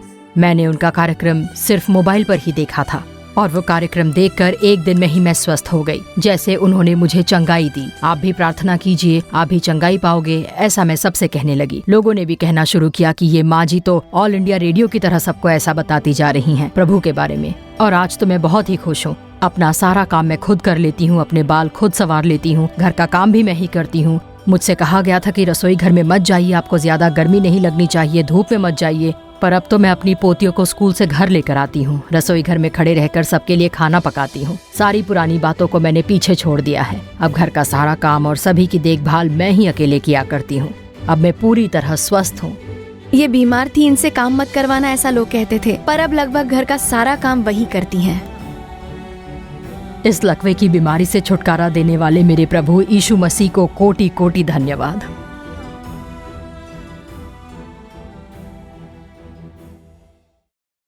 आपने देखा प्रभु यीशु कितने चमत्कारिक प्रभु है। लकवे की बीमारी, उनका मुंह टेढ़ा हो गया था, दाहिना हाथ बेकार हो गया था, बहुत ही बुरी तरह से प्रभावित हुई थी वो। जैसे ही यीशु के नाम की स्तुति करने लगी, उन्हें छुटकारा मिला। प्रभु यीशु आपकी स्तुति हो, ऐसा कहा उन्होंने। स्तुति के गीत गाने लगी, तुरंत छुटकारा। यीशु के नाम में ही छुटकारा है। यीशु का नाम लेकर जब आप स्तुति करते हो तभी आपको सामर्थ्य मिलता है। क्योंकि देखिए, मनुष्य के पाप, शाप, उसके दोष सभी को दूर होना है तो उसके लिए प्रभु ने कलवरी के क्रूज पर लहू बहाकर प्रायश्चित मुहैया कराया। उसके लिए पैसे खर्च करने की जरूरत नहीं, विश्वास करो तो काफी होगा। प्रभु यीशु ने मेरे सारे पाप, शाप और दोष को क्रूज पर उठा लिया और मेरे लिए प्रायश्चित मुहैया कराया। तो प्रभु यीशु का नाम लेते ही देखिए, चंगाई मिलेगा, छुटकारा मिलेगा, चमत्कार होगा। इसलिए कहता हूं, प्रभु यीशु का नाम लीजिए आप और उनके लहू को अपनाइए। अब प्रभु के संदेश के पहले हम एक आराधना का गीत गाएंगे। शक्ति है, शक्ति है, अद्भुत शक्ति है। देखिए, प्रभु यीशु ने कलवरी के क्रूज पर हमारे लिए लहू बहाया और अपनी बलि दे दी। वो लहू बहुत ही पवित्र लहू है, निष्कलंक लहू है। मनुष्य के पाप, शाप और दोष को बदलने के लिए जानवर या फिर पक्षियों का लहू काफी नहीं था। वो बस मन को शांति देने के लिए किया जाने वाला कार्य था। वो करके भी लोगों को छुटकारा नहीं मिलता। साल दर साल करते रहते हैं, वैसे इस साल, अगले साल करते रहते हैं, पर छुटकारा नहीं मिलता। पर अगर मनुष्य का पाप या शाप दूर होना है तो एक पवित्र मनुष्य का लहू बहाया जाना जरूरी था, ऐसा शास्त्र में लिखा हुआ है। तो वैसे एक पवित्र मनुष्य का लहू बहाया जाना था और इस संसार में वैसा कोई पवित्र जन नहीं था। हर एक इंसान यहाँ पर पाप में जन्म लेता है और पाप में ही बढ़ता है। इसीलिए वो परमेश्वर जिसने हमें बनाया, उसने खुद मनुष्य का रूप लिया, एक पवित्र जीवन जिया, अपने पवित्र लहू को क्रूस पर बहाया और हमारे लिए उद्धार प्रदान किया। इसीलिए तो यीशु मसीह का नाम लेते ही इतने चमत्कार होते हैं। इसके लिए आपको कोसों दूर जाने की बिल्कुल भी जरूरत नहीं, पैसे खर्च करने की जरूरत नहीं, खुद को पीड़ा देने की जरूरत नहीं। आप जहां कहीं पर भी हो, वहां पर आकर आशीष देने वाले परमेश्वर ही प्रभु यीशु मसीह है। वो हर जगह मौजूद है। उनके लिए तीर्थ स्थान जैसा कोई स्थान नहीं है। बस आप लोग, आपका मन ही उनका निवास स्थान है। इसीलिए ही वो आपसे बहुत प्रेम करते हैं। वो लहू, यीशु मसीह का लहू, शक्ति है, शक्ति है यीशु मसीह के लहू में। इस गीत को आप में से कई लोग जानते हो। आपको मुंह खोलकर अब यह गीत गाना होगा। आपको जोर से आवाज ऊंची करके ये गीत गाना होगा। उस लहू के सामर्थ्य की घोषणा करते हुए ये गीत गाओगे, तब आप उस छुटकारे का अनुभव कर पाओगे। यीशु के लहू हमारे लिए बया है। ओ लहू को, हमारे सब पापों को, शापों को निकालने वाले यीशु के लहू को हम आज गीत में गा के उसको महिमा करेंगे। शक्ति है, शक्ति महाशक्ति है यीशु के लहू में। शक्ति है, शक्ति महाशक्ति है यीशु के लहू में। शक्ति है, महाशक्ति है यीशु के लहू में शक्ति है, शक्ति महाशक्ति है यीशु की लहू में। There is power, power, wonder working power in the blood of the Lamb. There is power, power, wonder working power in the precious blood of the Lamb. शक्ति है, शक्ति महाशक्ति है यीशु के लहू में शक्ति है, महाशक्ति है यीशु की लहू में शक्ति है, शक्ति महाशक्ति है यीशु के लहू में शक्ति है, शक्ति महाशक्ति है यीशु की लहू में, यीशु की लहू में, यीशु की लहू में। May God bless you. आप जहां कहीं पर भी हो 1 मिनट के लिए अपनी आंखें बंद करें, अपने हृदय पर हाथ रख लीजिए, कहिए यीशु मेरे साथ आप बात करें। प्रभु यीशु आज मुझे आप चंगाई दीजिए। प्रभु यीशु मुझे छुटकारा दीजिए। हे यीशु मुझे शांति दीजिए। हे प्रभु यीशु मुझे मेरे परिवार को आशीष दीजिए। प्रभु यीशु मेरे साथ बात कीजिए, कहिए प्रभु यीशु मेरे साथ बात करें। प्रभु यीशु मेरे साथ आप मिलकर मुझसे बात कीजिए। प्रभु यीशु मुझे छुटकारा दीजिए। आप बात कीजिए, आप मेरे लिए चमत्कार कीजिए, यीशु के नाम में आमीन आमीन। ठीक है, तो आज के दिन में अद्भुत पर्व कार्यक्रम में लगातार हम एक बात का ध्यान करते आ रहे हैं। पवित्र शास्त्र में पवित्र लूका रचित सुसमाचार अध्याय 19 और वचन 3 में प्रभु यीशु कैसे है उन्हें देखने, उनके बारे में जानने के लिए एक व्यक्ति बहुत ही आतुर था, ऐसा लिखा हुआ है। वो एक अमीर आदमी था, बहुत ही धनी था, उसके पास पैसे थे और ऊंची पदवी थी, पर शांति समाधान नहीं था। प्रभु यीशु के बारे में बहुत कुछ सुना था उसने, जैसे कि आज कई लोगों ने गवाही दी, आपने सुना उसे। क्या ऐसा भी होता है? क्या ये सब सच है? क्या प्रभु यीशु ऐसा करते हैं? ऐसा उस व्यक्ति के मन में सवाल उठने लगे। ये यीशु कैसे है? मुझे उन्हें देखना है। ऐसा उसके मन में एक इच्छा जगी। तो प्रभु यीशु ने अपने आप को उसके आगे प्रकट किया और उसके घराने को उद्धार की खुशी प्रकट की। ऐसे बाइबल में हम लोग पढ़ सकते हैं। अब ये यीशु कैसे है, उनके बारे में हम लगातार देखते जा रहे हैं। वो बहुत प्रेमी है, बहुत ही करुणामय है, सामर्थ्यशाली है, उनके पास सारा अधिकार है, शांति के राजकुमार, वो दिलासा देने वाले प्रभु। ऐसे हमने कई चीजों को लगातार ध्यान किया है। जैसे जैसे आप प्रभु यीशु के बारे में लगातार ध्यान करते रहोगे उतना कम है। उतने मीठे प्रभु है वो, उतने आश्चर्यजनक है वो। तो आज भी ये यीशु कैसे है उनके बारे में हम कुछ एक बातों पर ध्यान करके प्रार्थना करेंगे। बस कुछ देर के लिए वचनों में से मैं आपको कुछ बताऊंगा। मैं अपने निजी सिद्धांत नहीं बताता, मुझे वो बातें करनी नहीं आती। ये सिद्धांत वो मुझे नहीं आता। ये परमेश्वर का वचन है और मैं इसी में से आपको बताता हूँ। तो परमेश्वर के वचन ही, प्रभु के शब्द ही आपके लिए चमत्कार करेंगे। मनुष्य तो चिकनी चुपड़ी बातें करके लोगों को धोखा दे सकता है या लोगों से पैसे ऐंठ सकता है, वो कार्य तो मनुष्य करते हैं। पर मैं जो बोलता हूँ वो मैं नहीं, पर प्रभु के शब्द है। इस वचन में से आपको उपदेश देकर आपके लिए प्रार्थना करता हूं, बस उतना ही। तो ये वचन क्या कहता है कि यीशु कैसे है? मत्ती अध्याय 11 और वचन 28 में यीशु एक बात कहते हैं जो इस संसार में किसी ने भी नहीं कही और कोई ये बात बोल भी नहीं सकता, जिसके बारे में आज तक किसी ने नहीं कहा और शायद आगे चलकर भी ये शब्द कोई नहीं बोल सकता।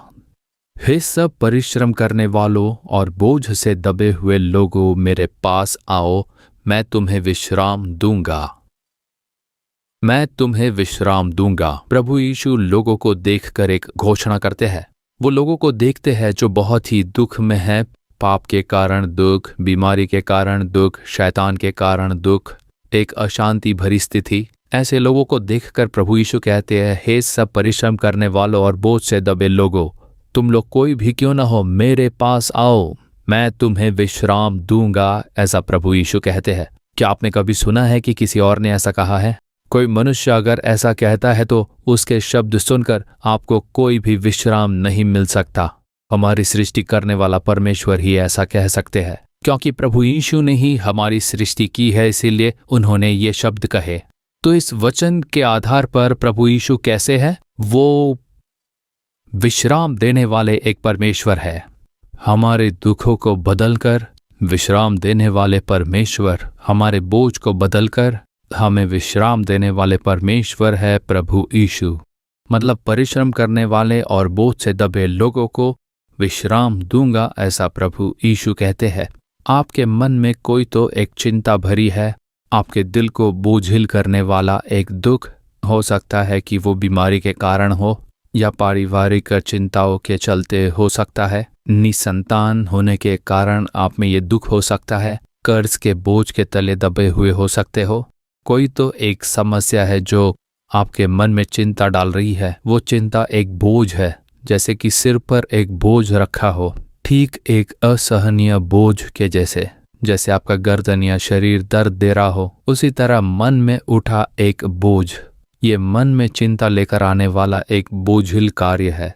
ये मन को प्रभावित करके दुख पहुंचाने वाला एक कार्य है। उसके चलते बिल्कुल विश्राम नहीं है, मतलब कि मन में शांति नहीं है, चैन से खाना नहीं खा पाते, चैन से सो नहीं पाते, चैन से घर पर बैठे नहीं रह सकते, बिना चैन और शांति का एक जीवन। इसी तरह बहुत सारे लोग कष्ट झेल रहे हैं। यीशु कहते हैं, मेरे बेटे मेरी बेटी, कि आज बेचैन होकर एक चिंता अपने मन में लेकर तुम लोग दुख में पड़े हो। जैसे गवाही देते समय उस माँ जी ने कहा था कि मेरा तकिया आंसुओं से भीग जाता था, रात भर रोते रहते थे, क्योंकि पति शराब के नशे के आदी थे, क्योंकि बच्चे गलत मार्ग पर चलते थे, बच्चे कोई भी बात नहीं मानते हैं, मन में चिंता है, अकेले बैठकर बोझ के कारण बस रोते रहना, मन में एक बोझ भरा होता है, मन के अंदर एक चिंता। ये हमारे मन को दबा देने वाली एक चिंता है। कुछ लोग कहते हैं ना, जब मैंने प्रार्थना की तो वो बोझ मेरे मन से निकल गया, मतलब तब तक वो बोझ मन को दबा रहा था।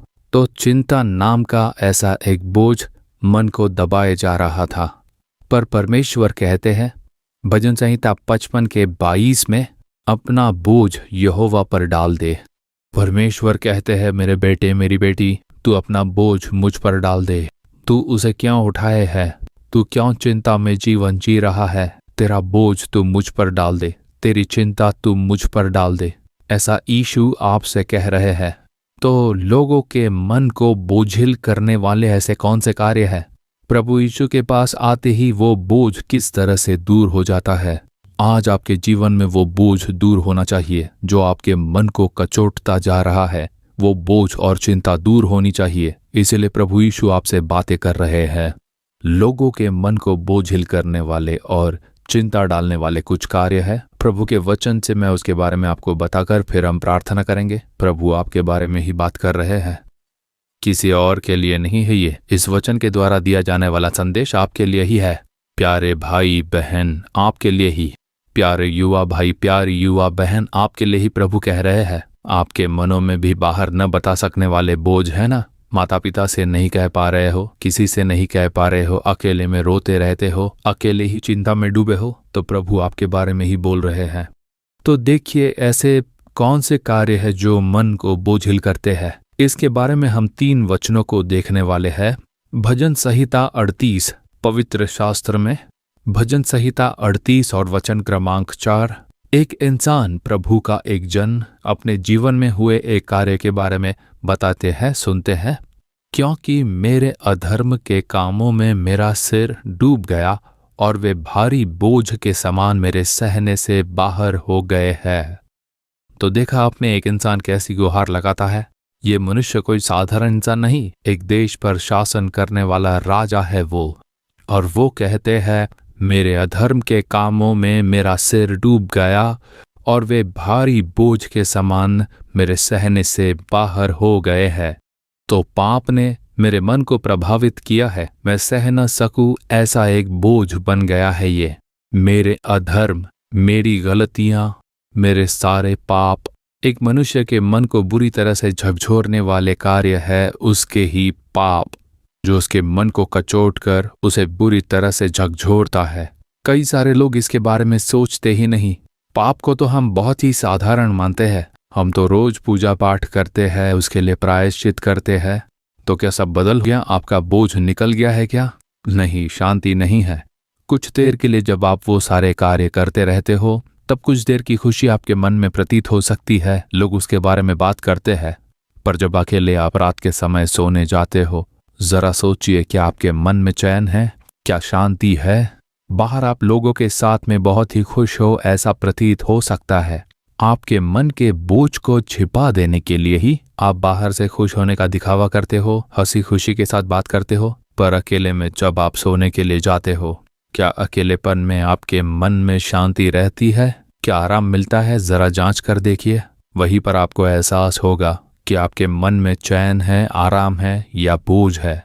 और इस बात को छिपाने के लिए ही कई सारे लोग बाहरी तौर पर हमेशा खुश दिखाई देते हैं, नशा करने लगते हैं, शराब और जुए की लत और अपनी ही मस्ती में जीते हैं, दुनिया में मौज कर रहे हैं। कुछ लोग बहुत ही भक्ति में, हम यहाँ जा रहे हैं, वहाँ जा रहे हैं, ऐसे कुछ खोज में लगे हैं। पर क्या रात को सोते जाते समय आपके मन में कोई शांति, समाधान है? और वहीं पर उस बोझ का आपको एहसास होगा। वही तो आपके अंतर मन का आपके साथ बात करने का समय है। तो इसीलिए इस बात को हमें जान लेना है। मैं आपको एक सच्चा किस्सा बताने जा रहा हूँ। इससे पहले भी मैंने इसके बारे में बताया है, कई सालों के पहले।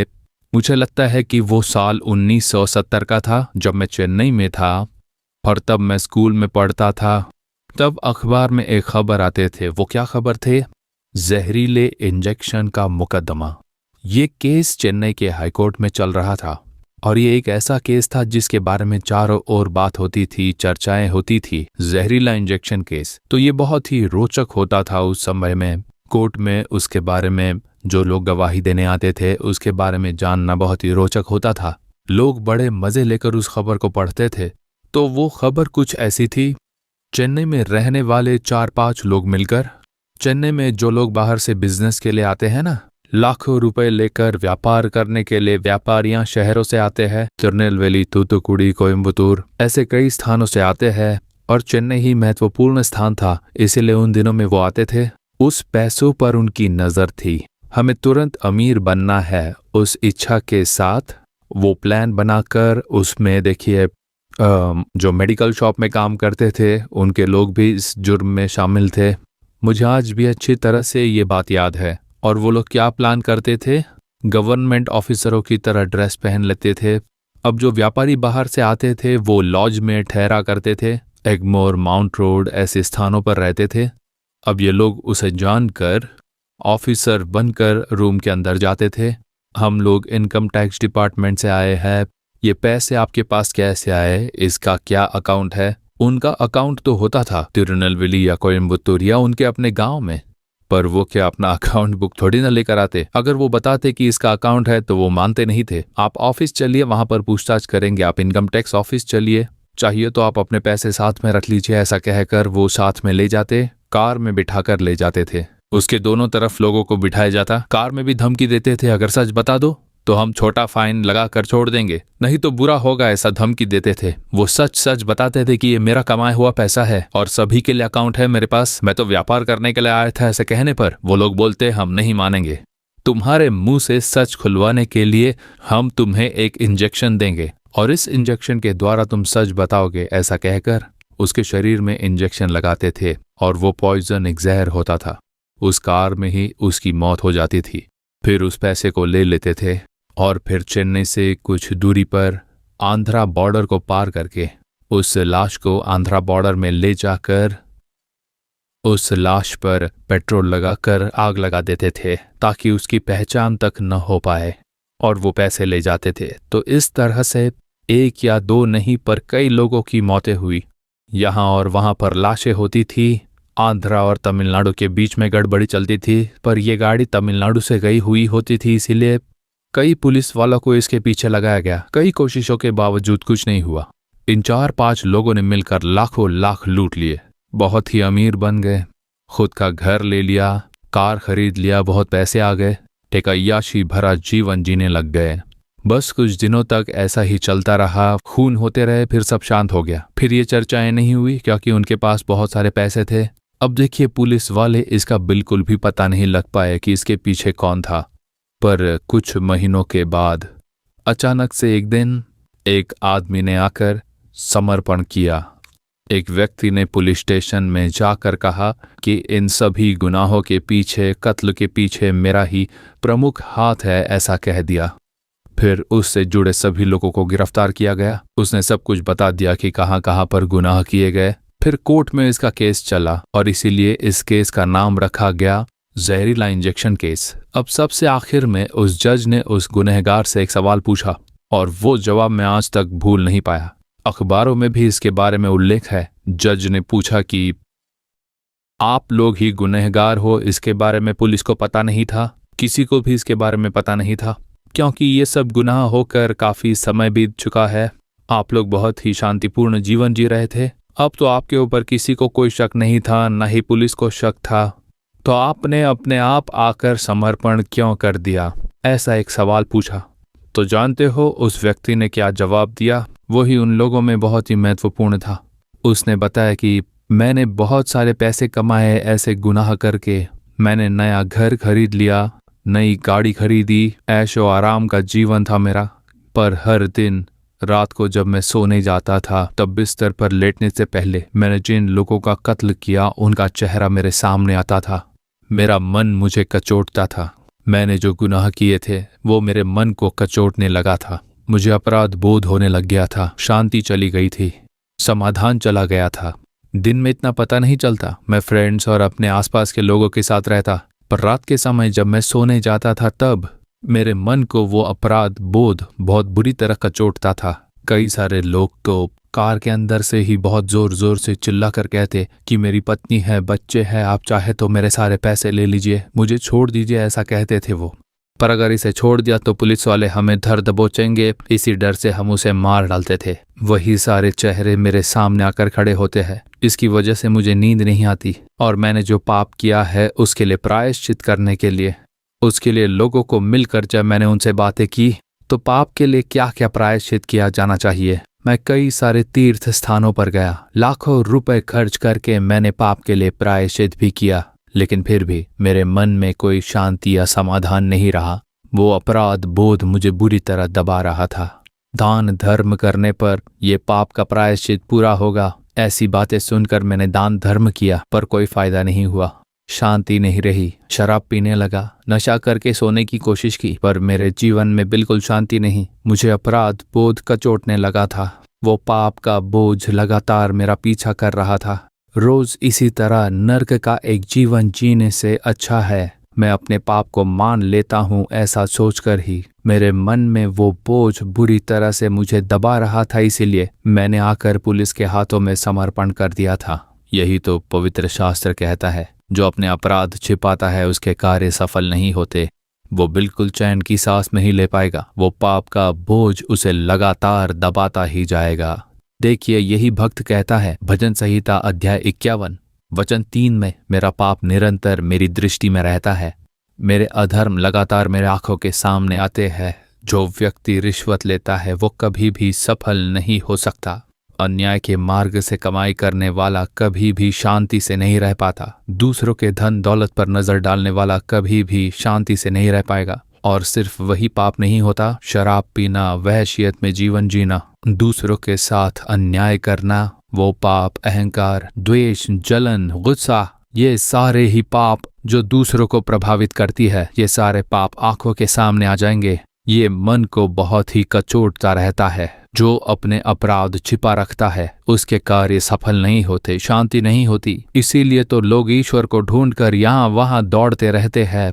क्या यहाँ पर मेरे पाप क्षमा होंगे? क्या इतने देर अगर मैं लंबी कतार में खड़ा रहूं तो क्या मेरे पाप क्षमा होंगे? फिर अगले महीने वैसे ही, फिर अगले साल वैसे ही। क्या पाप क्षमा हुए? क्या बोझ चला गया? नहीं, मैं अब भी ईश्वर को खोज रहा हूँ, क्योंकि पाप की क्षमा के लिए उससे छुटकारा देने वाले एक प्रभु है। पाप के प्रायश्चित सिर्फ प्रभु यीशु मसीह है।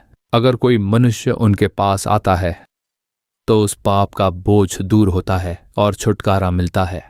हम बाइबल में देख सकते हैं कि व्यभिचारी स्त्री ने पाप के कारण दुख उठाया था। हम लूका 7 में ये पढ़ सकते हैं। और वो यीशु के पास आकर आंसू बहाकर रोने लग गई थी अपने पाप के लिए। उसने रोते हुए प्रार्थना की, प्रभु ने उसके पाप क्षमा कर दिए और शांति प्रदान की। क्योंकि वो ही पाप के प्रायश्चित है। प्रभु यीशु ही पाप के बोझ को बदल पाते हैं। अब कई साल पहले की बात है, मुझे किसी ने चिट्ठी लिखी थी, वो भी कोयम्बतूर के जेल में से। कोयम्बतूर के जेल से वो खत आया था।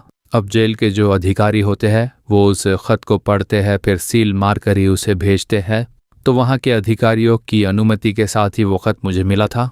वहाँ से एक युवक ने उस खत को भेजा था और उसमें लिखा था कि मुझे एक हत्या की जुर्म में कोयम्बतूर के जेल में रखा गया है और यहाँ पर मुझसे पूछताछ की जाती है। मैं यीशु के बारे में पहले तो नहीं जानता था, यहाँ जेल में ही मुझसे यीशु के बारे में कहा गया और अब मेरा उद्धार हुआ है, उद्धार पाया हुआ मसीही हूँ, ऐसा उसने लिखा था। तो आपकी जो पत्रिका है यीशु छुड़ाता है कि मासिक पत्रिका किसी ने मुझे यहाँ जेल में दिया था, उसे पढ़कर ही मैं आपको ये चिट्ठी लिख रहा हूँ। अब उस खत ने मुझे स्पर्श किया। मुझे उस युवक से मिलना था, इसलिए मैं और मेरी पत्नी दोनों ने कोयम्बतूर के जेल जाकर वहाँ के अधिकारियों से अनुमति पाकर उस युवक से मिले। पुलिस की सुरक्षा के साथ उस युवक से मिलने का एक मौका मिला हमें। अब वो बहुत ही सुंदर सा एक युवक था, शायद उसकी उम्र 21 या 22 रही होगी, बहुत ही अच्छा दिखता था वो। मैंने उसे देखकर पूछा कि क्या हुआ तुम्हारे साथ, ज़रा बताओ। तो उसने कहा कि भाई मुझे बहुत ही जल्द अमीर आदमी बनना था, आज यही तो कईयों की आशा है, तो मेरी भी वही आशा थी। और फिर मेरी कुछ बुरे लोगों के साथ दोस्ती हुई और जल्दी से धनी आदमी बनने के लिए हमें चोरी चकारी ही करनी पड़ेगी। अमीर लोगों के घर में अगर चोरी की तो मैं जल्दी ही धनी बन जाऊंगा, ऐसा सोचकर मैं उनके साथ गया, 4-5 लोगों के साथ मिलकर। बस पहली दफ़ा मैं उन लोगों के साथ गया, पैसों की लालच में मैं गया, बस चोरी ही तो है और क्या। हम लोग जहाँ पर चोरी करने गए थे वहाँ पर एक वृद्ध व्यक्ति उस समय जाग गए, इसीलिए ऐसी स्थिति उत्पन्न हो गई कि हत्या करना पड़ गया। लेकिन मैं सिर्फ उन दोस्तों के साथ ही खड़ा था और वहाँ पर एक खून हो गया, वो व्यक्ति मारे गए, इसीलिए वो चोरी एक हत्या का केस बन गया। पुलिस वालों ने हमें ढूंढ निकाला, अरेस्ट कर लिया। अब मुझे एक पूछताछ के कैदी के रूप में यहाँ पर रखा गया है और मुझे पता नहीं कि क्या फैसला लिया जाएगा। और तब देखिए उसने बताया कि जब मैं इस जेल में आया था तब मुझे अपने पाप का बोध हुआ। वो पाप मेरे मन को कचोटने लग गया था। अपराध बोध मुझे खूनी कह रहा था कि तू एक हत्या का सहभागी है। मेरा मन मुझे हमेशा अपराध बोध कराता था। अब मैं बाहर जाऊंगा तो लोग मेरे बारे में क्या कहेंगे कि ये खूनी है, हत्यारा है, चोर है। मेरे माता पिता को भी वो लोग बहुत ही कोसते रहेंगे, हत्यारे का परिवार, ऐसा ही तो कहेंगे ना। उस पाप के बारे में सोच सोच कर मेरा मन टूटने लगा। दिन रात मेरा चैन खो चुका था। उस अपराध बोध के कारण मैं दिन भर रोता रहता था। कोने पर बैठकर मैं रोता था कि मैंने ऐसा कैसे पाप कर दिया, मैंने ऐसी क्यों गलती कर दी। बिल्कुल शांति नहीं थी मेरे मन में। कौन मेरे पाप को क्षमा करेगा, कौन मुझे इसमें से छुटकारा देगा, ऐसा एक सवाल उठा। मैंने हर एक ईश्वर को पुकार कर देख लिया जिसे मैं जानता था कि मेरी रक्षा करें, पर कोई जवाब नहीं आया। तो ऐसे में रविवार के दिन वहां के मसीहियों के लिए आराधना होती थी। जो सहभागी होना चाहते थे वो आ सकते थे। उन समयों में मसीही सेवक आकर आराधना गीत गाकर बाइबल में से वचनों का पाठ करते। कुछ लोग भाग लेते थे, कुछ लोग नहीं जाते थे। तो उस सभा में मैं पास तो नहीं गया, पर दूर से ही उस सभा में खड़े होकर मैं देख रहा था कि ये लोग क्या कर रहे हैं। पर जब उपदेशक उपदेश दे रहे थे तो पाप की क्षमा करने वाले एक परमेश्वर है, पाप के बोझ को बदलने वाला परमेश्वर है प्रभु यीशु।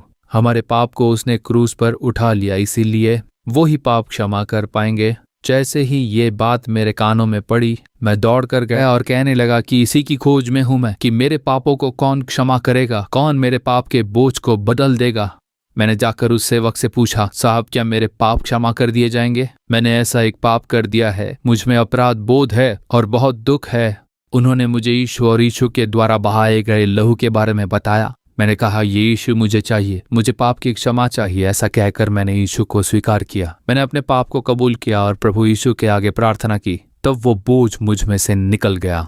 उसने बताया कि वो बोझ मुझ में से दूर हो गया। अब मेरा हृदय बिल्कुल नया है, उसे धो दिया गया है। प्रभु यीशु मेरे मन में आ गए हैं, वो खुशी मुझ में आ गई है। और अब मैंने अपने पापों का पश्चाताप किया है, मन फिरा लिया है मैंने। प्रभु यीशु ने माफ़ी दे दी है। अब कोई बोझ नहीं है, मैं बिल्कुल खुश हूँ। देश के लोगों के लिए मैं प्रार्थना करता हूँ, ऐसा कहा। अच्छा, पर यह बताओ कि कोर्ट की ओर से तुम्हारा क्या फैसला किया जाएगा? तुम्हें तो बस पूछताछ के लिए लाया गया है। उसने कहा, अब कोई भी फैसला क्यों न हो, मुझे कोई डर नहीं है। प्रभु यीशु ने मेरे पाप को क्षमा कर दिया है। मैंने पाप तो किया था, पर प्रभु ने वह बोझ बदल दिया। अब अगर मुझे फांसी की सजा भी दी जाती है तो मैं उसे खुशी खुशी अपना सकता हूँ, क्योंकि अगर मैं मरता भी हूँ तो यीशु के साथ स्वर्ग में रहूंगा, इसका निश्चय है मुझे। ऐसे बड़े खुश होकर उसने बताया हमें। यही है प्रभु यीशु मसीह द्वारा मिलने वाले पाप की क्षमा का निश्चय। यही है पाप के बोझ से छुटकारा पाकर खुश होने का एक अनुभव। क्या आप में यह अनुभव है?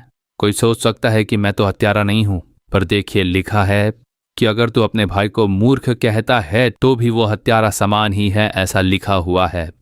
आप किसी को दुखी करते हो वो भी हत्या के समान है, ऐसा ही देखा जाता है। एक स्त्री को बुरी नजर से देखो तो वो व्यभिचार के समान है, ऐसा बाइबल में लिखा है। तो ये सब तो पाप ही है ना। तो उस पाप से मन फिरा लो। शराब की आदत से, नशीले चीजों के सेवन से मन फिरा कर माफी मांगिए। कहिए, यीशु मुझे छुटकारा दीजिए। तो बस वही एक परमेश्वर है जो इंसानों की पाप को क्षमा कर पाएंगे। आप जिस ईश्वर को पूछते हो उसने आपके पाप की क्षमा के लिए क्या किया, ऐसा एक सवाल तो कीजिए। वो क्षमा कैसे मिलेगी? उन्होंने पाप के लिए क्या प्रायश्चित किया है? लोगों को अपने कई कार्यों में से पाप की क्षमा की जरूरत पड़ रही है, इसीलिए लोगों को पाप के प्रायश्चित के लिए अलग अलग मार्ग बताकर धोखा दिया जा रहा है, लेकिन सच में उन्हें पाप की क्षमा नहीं मिल रही है।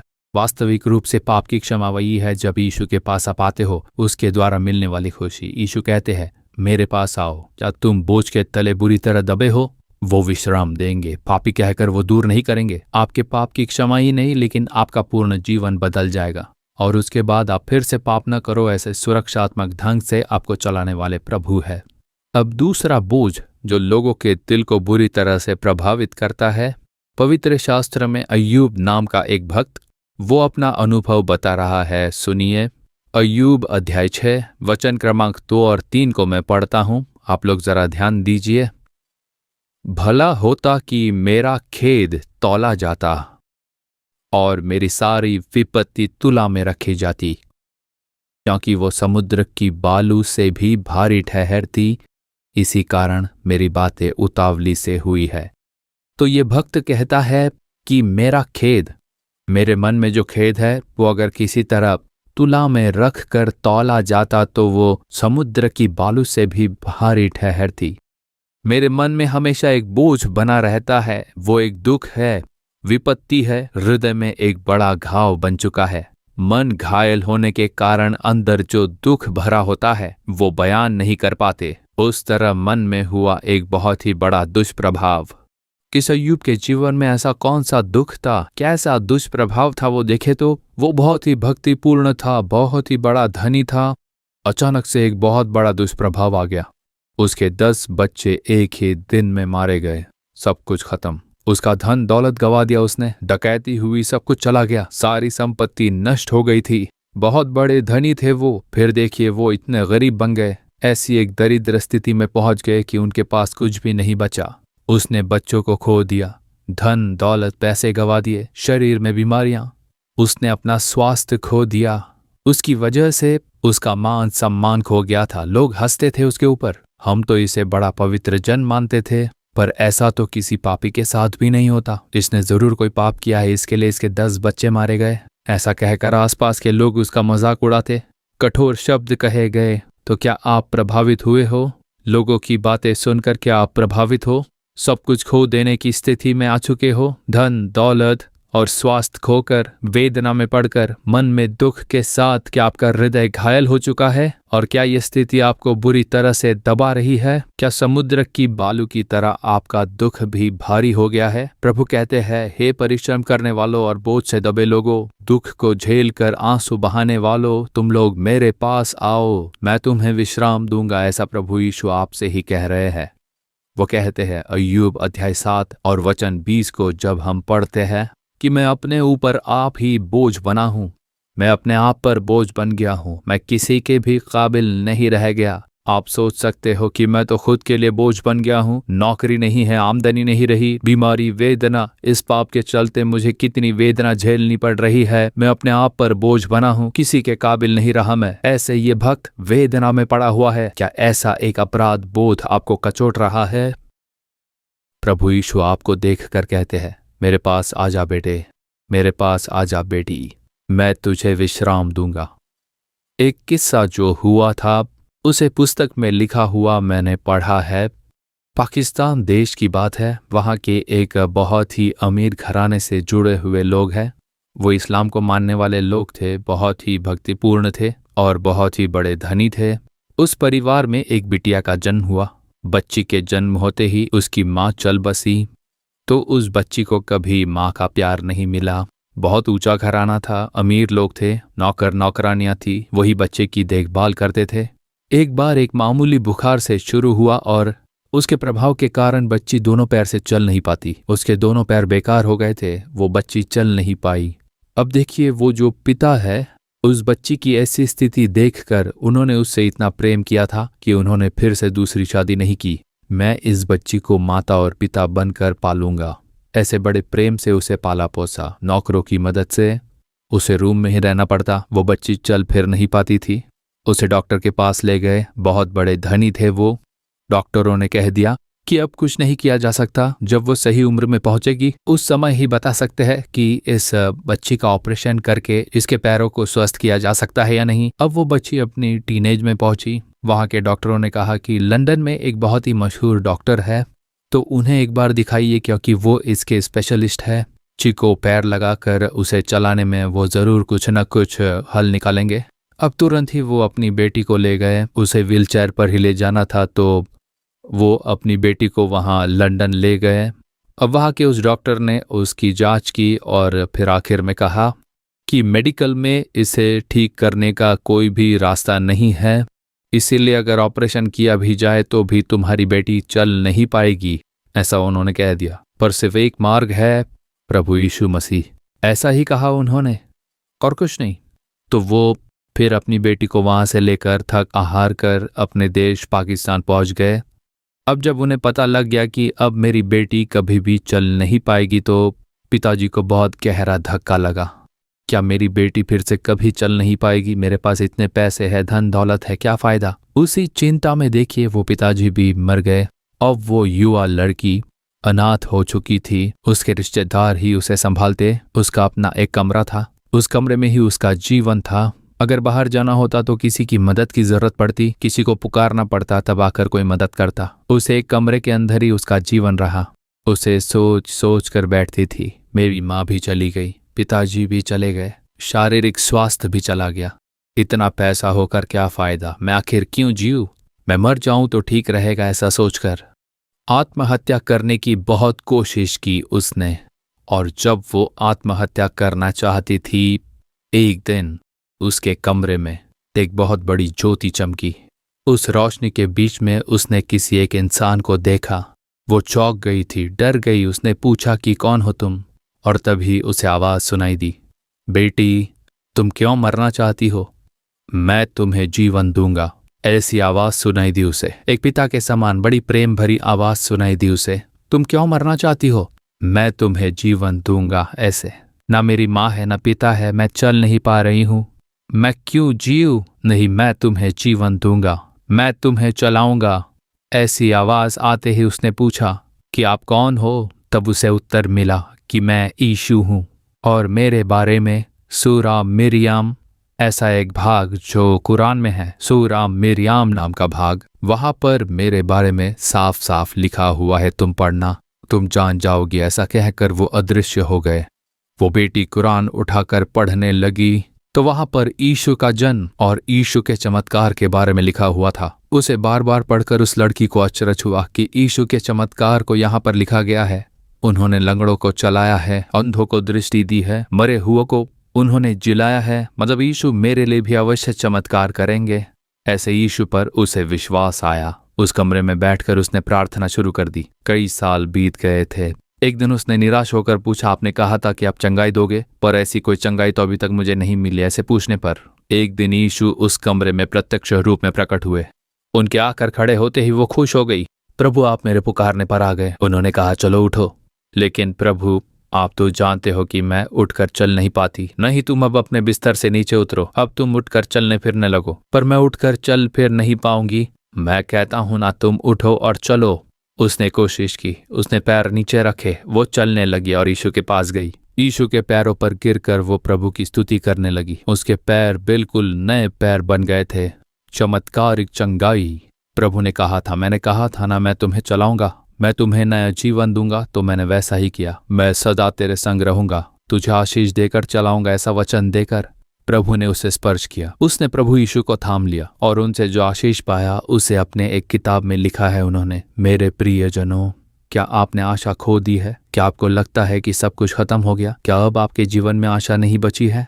मेरा बोझ, मेरा दुख, मेरी चिंताएं, मेरा कोई भी नहीं है, सब कुछ खत्म हो गया, आशा नहीं बची, अपमान और निंदा बस उतना ही है, ऐसा कहते हो क्या? प्रभु यीशु ने आपके लिए एक नया जीवन रखा है। प्रभु कहते हैं कि तेरा जो बोझ है वो मुझ पर डाल दे बेटे, मुझ पर अपना बोझ डाल दे बेटी। अपना बोझ बदल कर आज आपको चंगाई देकर, छुटकारा देकर, आशीष देकर, खुशियों से भरने प्रभु यीशु कहते हैं, मेरे पास आओ और मैं तुम्हें विश्राम दूंगा। अब आखिर में एक और वचन हम पढ़ने जा रहे हैं। लूका रचित सुसमाचार अध्याय क्रमांक 21 और वचन 34 में हम देखेंगे वहां पर प्रभु यीशु क्या कहते हैं। इसीलिए सावधान रहो, ऐसा न हो कि तुम्हारे मन खुमार और मतवालेपन और इस जीवन की चिंताओं से सुस्त हो जाए। इस जीवन की चिंताएं मन को दुखी कर देती है। इस जीवन की चिंताओं से होने वाला बोझ ये सांसारिक चिंता है। जरूरत के लिए क्या करे, कल के लिए क्या करे, खाने के लिए क्या करे, कपड़ों के लिए क्या किया जाए, आमदनी नहीं है क्या किया जाए, कर्जा है उसके लिए क्या किया जाए। तो इस तरह के कई चिंताएं हैं, कई संकटें हैं, सांसारिक दुख, ये जीवन की चिंताएं कई लोगों को बुरी तरह दबाती है। देखिए अब से ही बहुत चिंताएं हैं। बच्चे पढ़ाई करने के बाद उन्हें 11वीं 12वीं के बाद कौन से कॉलेज में दाखिला दिलाए, वहां पर कितने पैसे मांगेंगे, बच्चों को दाखिला दिलाने के लिए कितने पैसे मांगेंगे। इन जरूरतों को लेकर बहुत ही मन में दुख भरता जा रहा है। कल क्या खाएंगे, क्या पिएंगे, ऐसा एक बोझ है। इसीलिए देखिए मत्ती अध्याय 6 में यीशु कहते हैं, कल की चिंता मत कीजिए मेरे बच्चों, खाने पीने के लिए या पहनने वाले कपड़े के लिए चिंता न करें। कल की बिल्कुल भी चिंता मत कीजिए, किसी भी बात की आप बिल्कुल भी चिंता न करें, क्योंकि ये चिंता हमेशा हमें दबा देती है। हमारी जरूरतों को लेकर चिंताएं, क्या किया जाए, कैसे किया जाए, सारा पैसा कर्ज को चुकाने में ही जा रहा है। उस बोझ को याद करते हुए वो आपको बुरी तरह से दबा देती है। फिर भूख नहीं लगती, नींद नहीं आती, शांति से रह नहीं पाते, जब देखो आंसू बहते रहते हैं। परमेश्वर कहते हैं जीवन की चिंताएं, आपकी जरूरतों को लेकर चिंताएं आपको बुरी तरह दबा रही है। प्रभु यीशु मसीह आपकी जरूरतें पूरी करते हैं। वो आपका पोषण कर पाते हैं, आपको खिला पिला सकते हैं, वो आपके भविष्य को आशीष दे सकते हैं, आपके बच्चों की पढ़ाई लिखाई का ध्यान रख सकते हैं। आपकी जरूरतों को पूरी करने वाले चमत्कारिक प्रभु है वो। एक बार मैं एक युवक से मिला था। उसने उसके जीवन में हुए किस्से के बारे में बताया। उस युवक के पिताजी एक टेलर का काम करते थे। बहुत ही गरीब परिवार था उनका और एक बहुत छोटी टेलरिंग की दुकान थी। अगर कोई सिलाई के लिए कुछ ला कर दे तो उसे सीने के बाद जो पैसे मिलते थे उसी से घर में खाना बनता। उस युवक ने कहा कि स्कूल जाते समय नाश्ता नहीं मिलता था, पानी पीकर भूखे पेट जाता और शाम को जब घर लौटता मेरे पिताजी को अगर कोई काम मिलता, अगर सिलाई के काम से पैसे मिलते तो ही उससे चावल खरीद कर लाते और रात को रूखी सूखी मिल जाती थी। वैसा एक गरीब परिवार था। उस युवक ने सोचा कि हमारा तो हाल ऐसा है कि खाना तक नहीं नसीब है और मेरे पिता सिलाई करने वाले मामूली गरीब इंसान हैं, उनकी आमदनी बड़ी नहीं है, खाना तक नसीब नहीं होता है, ये मेरी पढ़ाई कैसे कराएंगे, मेरा भविष्य कैसा होगा। उसके मन में एक बहुत बड़ी चिंता थी, आगे मेरी पढ़ाई कैसे होगी, क्या इसी तरह मेरा जीवन चलता रहेगा, इसी गरीबी और दरिद्रता में पड़ा रहूंगा। उसके स्कूल में यीशु के बारे में किसी ने कुछ बताया कि यीशु नाम के एक परमेश्वर है, हमें अपनी माँ अपने पिता के समान प्रेम करते हैं, हमारे लिए हमारा सारा काम करते हैं, वो हमें जो चाहिए वो मुहैया कराते हैं। इस बात को सुनकर उसके मन में यीशु पर विश्वास जगा। यीशु क्या आप मुझे पढ़ाएंगे? मुझे पढ़ना है, पर मेरे पिताजी बहुत ही कष्ट में हैं, परिवार बहुत गरीब है, अच्छे से पढ़ लिख कर मुझे अपने परिवार को संभालना है, उसके लिए आप मुझे पढ़ाइए, ऐसी प्रार्थना की। प्रभु यीशु ने उसके लिए चमत्कार किया। प्रभु ने इंसान की कृपा मुहैया कराई, पढ़ाई में उसे ऊंचा उठाया। प्रभु ने उसकी पढ़ाई पूरी करने में मदद की। उस युवक ने बताया, भाई आज मैं एयरपोर्ट में काम करता हूँ। एयर ट्रैफिक में जहाँ पर प्लेन चढ़ते उतरते हैं उसे सिग्नल देने वाले उस टावर में मैं आज एक ऑफिसर हूँ। प्रभु ने मुझे ऊंचे स्थान पर रखा है। आज मैं उस ऊंचाई पर जाकर बैठता हूँ। विमान के चढ़ने और उतरने के लिए ट्रैफिक का सिग्नल देता हूँ। जिम्मेदारी भरी नौकरी है ये। आज भी जब मैं वहां पर जाकर बैठता हूँ, प्रभु यीशु को आंसुओं के साथ धन्यवाद देता हूँ। हम गरीबी में थे, दरिद्रता में पड़े थे, खाना तक नसीब नहीं होता था। प्रभु यीशु ने मुझे पढ़ाया, लिखाया, ऊंचे स्थान पर नौकरी दी। आज उन्होंने मुझे एक ऊंचाई पर रखा है। मेरे परिवार को आज संभालने के लिए उन्होंने मुझे सामर्थ्य दिया है। इसीलिए मैं प्रभु की स्तुति करता हूँ। ऐसा कहा, वो आपके लिए भी करेंगे, आपके लिए भी करेंगे। आज कितना बोझ है, आप प्रभु को वो बताइए। क्या मेरे बोझ को वो बदल देंगे? हाँ, बदल देंगे। इसीलिए तो उन्होंने क्रूस पर उतना वजनदार क्रूस को उठाया था। गुलगुता पर्वत पर उसे ढोकर चले थे। उन पर बोझ भरा क्रूस रखा गया। खोजकर्ताओं का कहना है कि वो क्रूस 150 किलो का था। उसे उठाते हुए प्रभु यीशु गए थे। उस क्रूस पर किसका बोझ था? हमारा ही बोझ था। पाप का बोझ था, शाप का बोझ था। हमारी सारी चिंताएं और सारा दुख प्रभु यीशु ने उठा लिया। जब वो क्रूस उठाकर जा रहे थे तब हमारे ही बोझ को उन्होंने उठाया था। जब क्रूस पर उन्होंने लहू बहाया तब हमारे पापों के लिए लहू बहाया था। आज वो जीवित हुए हैं, आज जिंदा है वो कहते हैं, मेरे प्यारे बेटे बेटी, बोझ से दबे हुए लोगों, तुम लोग मेरे पास आओ, मैं तुम्हें विश्राम दूंगा, तुम्हारे बोझ दूर कर दूंगा। तुम्हारा बोझ दूर होने के लिए मैं चमत्कार करूंगा, ऐसा कहते हैं। उसी यीशु से इस समय हम प्रार्थना करेंगे। एक एक कार्य के लिए हम प्रार्थना करेंगे। जिनसे हो सके उनकी उपस्थिति में घुटने टेक लीजिए। प्रभु की उपस्थिति में घरों में आप घुटने टेक लीजिए। अपने आप को नम्र बनाने के चिन्ह स्वरूप प्रभु की उपस्थिति में आप घुटने टेक लीजिए। प्रभु यीशु के आगे हम लोगों ने अपने घुटने टेक लिए हैं। अगर आप कहते हो कि घुटने टेकने की हमारी आदत नहीं है तो कोई बात नहीं, आप बैठ सकते हो, पर अपनी आंखें बंद कर लीजिए। आंखें खोलकर यहाँ वहां न देखें, ध्यान भटकने न पाए। एक मन होकर यीशु को याद करके गहराई से आप प्रार्थना करें। इसीलिए आंखें बंद करके यीशु को याद करके आप प्रार्थना करें। वही कहते हैं, मेरे बेटे मेरी बेटी, हे परिश्रम करने वालों, बोझ से दबे हुओ, तुम आंसुओं के साथ वेदना में जीवन जी रहे हो ना, तुम मेरे पास आ जाओ। आज तुम लोग मेरे पास आओ, मैं विश्राम दूंगा। अपना बोझ लेकर आ जाओ, मैं उसे ले लूंगा। पाप के बोझ को बदल दूंगा, तुम्हें शांति प्रदान करूंगा, बीमारियों को दूर करूंगा, तुम्हारे आंसुओं को मैं दूर कर दूंगा, तुम्हारे सारे अपमान और निंदाओं को मैं दूर कर दूंगा। तुम मेरे पास आओ, ऐसा कहते हैं। इसीलिए आप जहां कहीं पर भी हो, आपको अपने हृदय में यीशु के पास जाना होगा।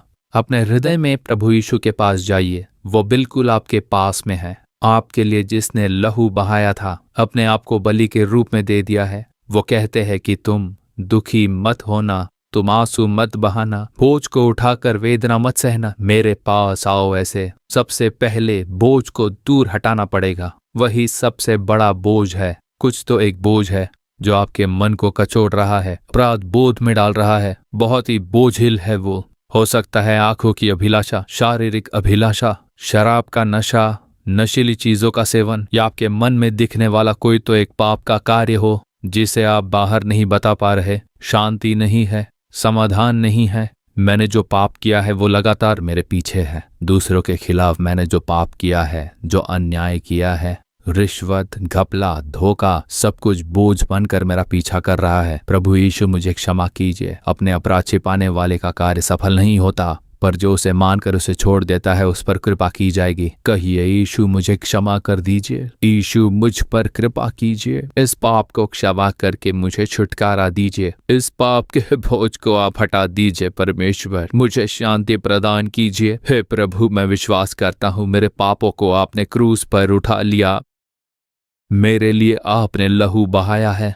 यीशु मसीह का लहू सारे पाप से हमें धोकर शुद्ध करता है। वो लहू मुझे धो डाले, मुझे शुद्ध कर दे, पापों की क्षमा प्रदान करे, मुझे अपने पापों से छुटकारा दीजिए। अब ये शराब मुझे नहीं चाहिए, नशीली चीजों का सेवन नहीं चाहिए, रिश्वत नहीं चाहिए, घपला नहीं चाहिए, अन्याय के मार्ग से आमदनी नहीं चाहिए, धोखा देकर कमाई नहीं करनी है। मुझे क्षमा कर दीजिए, मुझे छुटकारा दीजिए। प्रभु यीशु, समाधान दीजिए, शांति प्रदान प्रदान कीजिए, मेरे बोझ को बदल दीजिए। प्रार्थना कीजिए, भाई प्रार्थना करे, बहन प्रार्थना कीजिए, प्रभु से बोलिए। बचपन में या युवा अवस्था में आपने जो जो पाप किए थे वो लगातार आपका पीछा कर रहे हैं, बोलिए बोलिए, प्रभु यीशु मुझे क्षमा कीजिए, हे यीशु मेरा उद्धार कीजिए, आपके लहू से मुझे शुद्ध कर दीजिए। 1 मिनट के लिए प्रार्थना करें, प्रार्थना करें, हृदय पर हाथ रखकर प्रार्थना करें। हे प्रभु यीशु, आपके लहू से मेरे हृदय को शुद्ध कर दीजिए, मेरे पापों को धोकर मुझे शुद्ध कर दीजिए।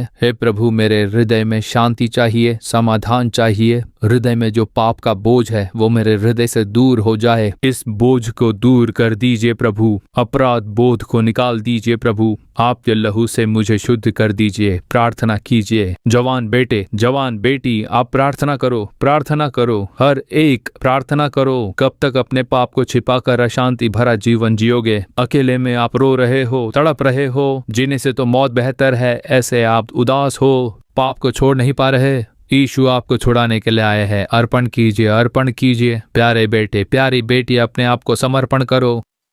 कहिए, यीशु आपके लहू से मुझे शुद्ध कीजिए। प्रार्थना प्रार्थना प्रार्थना करो, प्रार्थना करो। भाई साहब प्रार्थना करो, मुझे शराब के नशे से छुटकारा चाहिए, ऐसे प्रार्थना करो। इस नशे की आदत से मुझे छुटकारा चाहिए, ऐसा मांगिए। मुझे शांति चाहिए, ऐसे मांगिए। समाधान चाहिए, ऐसे मांगिए। प्रभु यीशु मसीह का लहू अभी आपके हृदय को धोकर शुद्ध करता है। पाप का बोझ हट रहा है, छुटकारा हो रहा है। बोलिए, हे यीशु, हे यीशु, कहिए, हे यीशु, आपके लहू से मुझे शुद्ध कर दीजिए, मुझे छुटकारा चाहिए। प्रभु यीशु का नाम लेने वाले का उद्धार होगा, उन्हें छुटकारा प्रदान किया जाता है। अभी छुटकारा दिया जाता है, पूर्ण छुटकारा दिया जाता है। प्रभु के लहू का सामर्थ्य इस समय हर एक को धोकर शुद्ध कर रहा है। अनेक लोगों पर यीशु के लहू का सामर्थ्य उतर रहा है। पाप का बंधन इस समय टूट रहा है। पाप से छुटकारा, छुटकारा। अपने हृदय पर हाथ रख लीजिए, कहिए, यीशु मेरे दिल में आइए, मुझे छुटकारा दीजिए।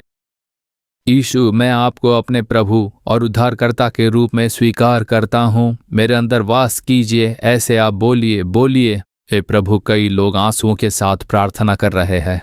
पाप से छुटकारा चाहिए, पाप का बोझ मिटना चाहिए। हर एक के ऊपर आपके लहू का सामर्थ्य उतर जाए। हर एक को स्पर्श कीजिए, हर एक के पाप के बोझ को आप दूर कर दीजिए प्रभु। उन्हें शांति और समाधान प्रदान कीजिए। ऐसा आप कर रहे हो, उसके लिए धन्यवाद, धन्यवाद, धन्यवाद, धन्यवाद। यीशु, आपकी स्तुति हो, स्तुति हो। अब जो बीमार है वो अपनी बीमारी के स्थान पर हाथ रख लीजिए। बीमारी के कारण बोझ, अपमान और निंदा के कारण जो बोझ आपको सहना पड़ गया था, दुख के कारण आपका हृदय घायल हो गया है, बच्चा नहीं होने के कारण दुख, बच्चा नहीं होने के कारण निंदा कर रहे हैं। सुनिए बहन, प्रभु यीशु ने आपके आंसू को देखा है।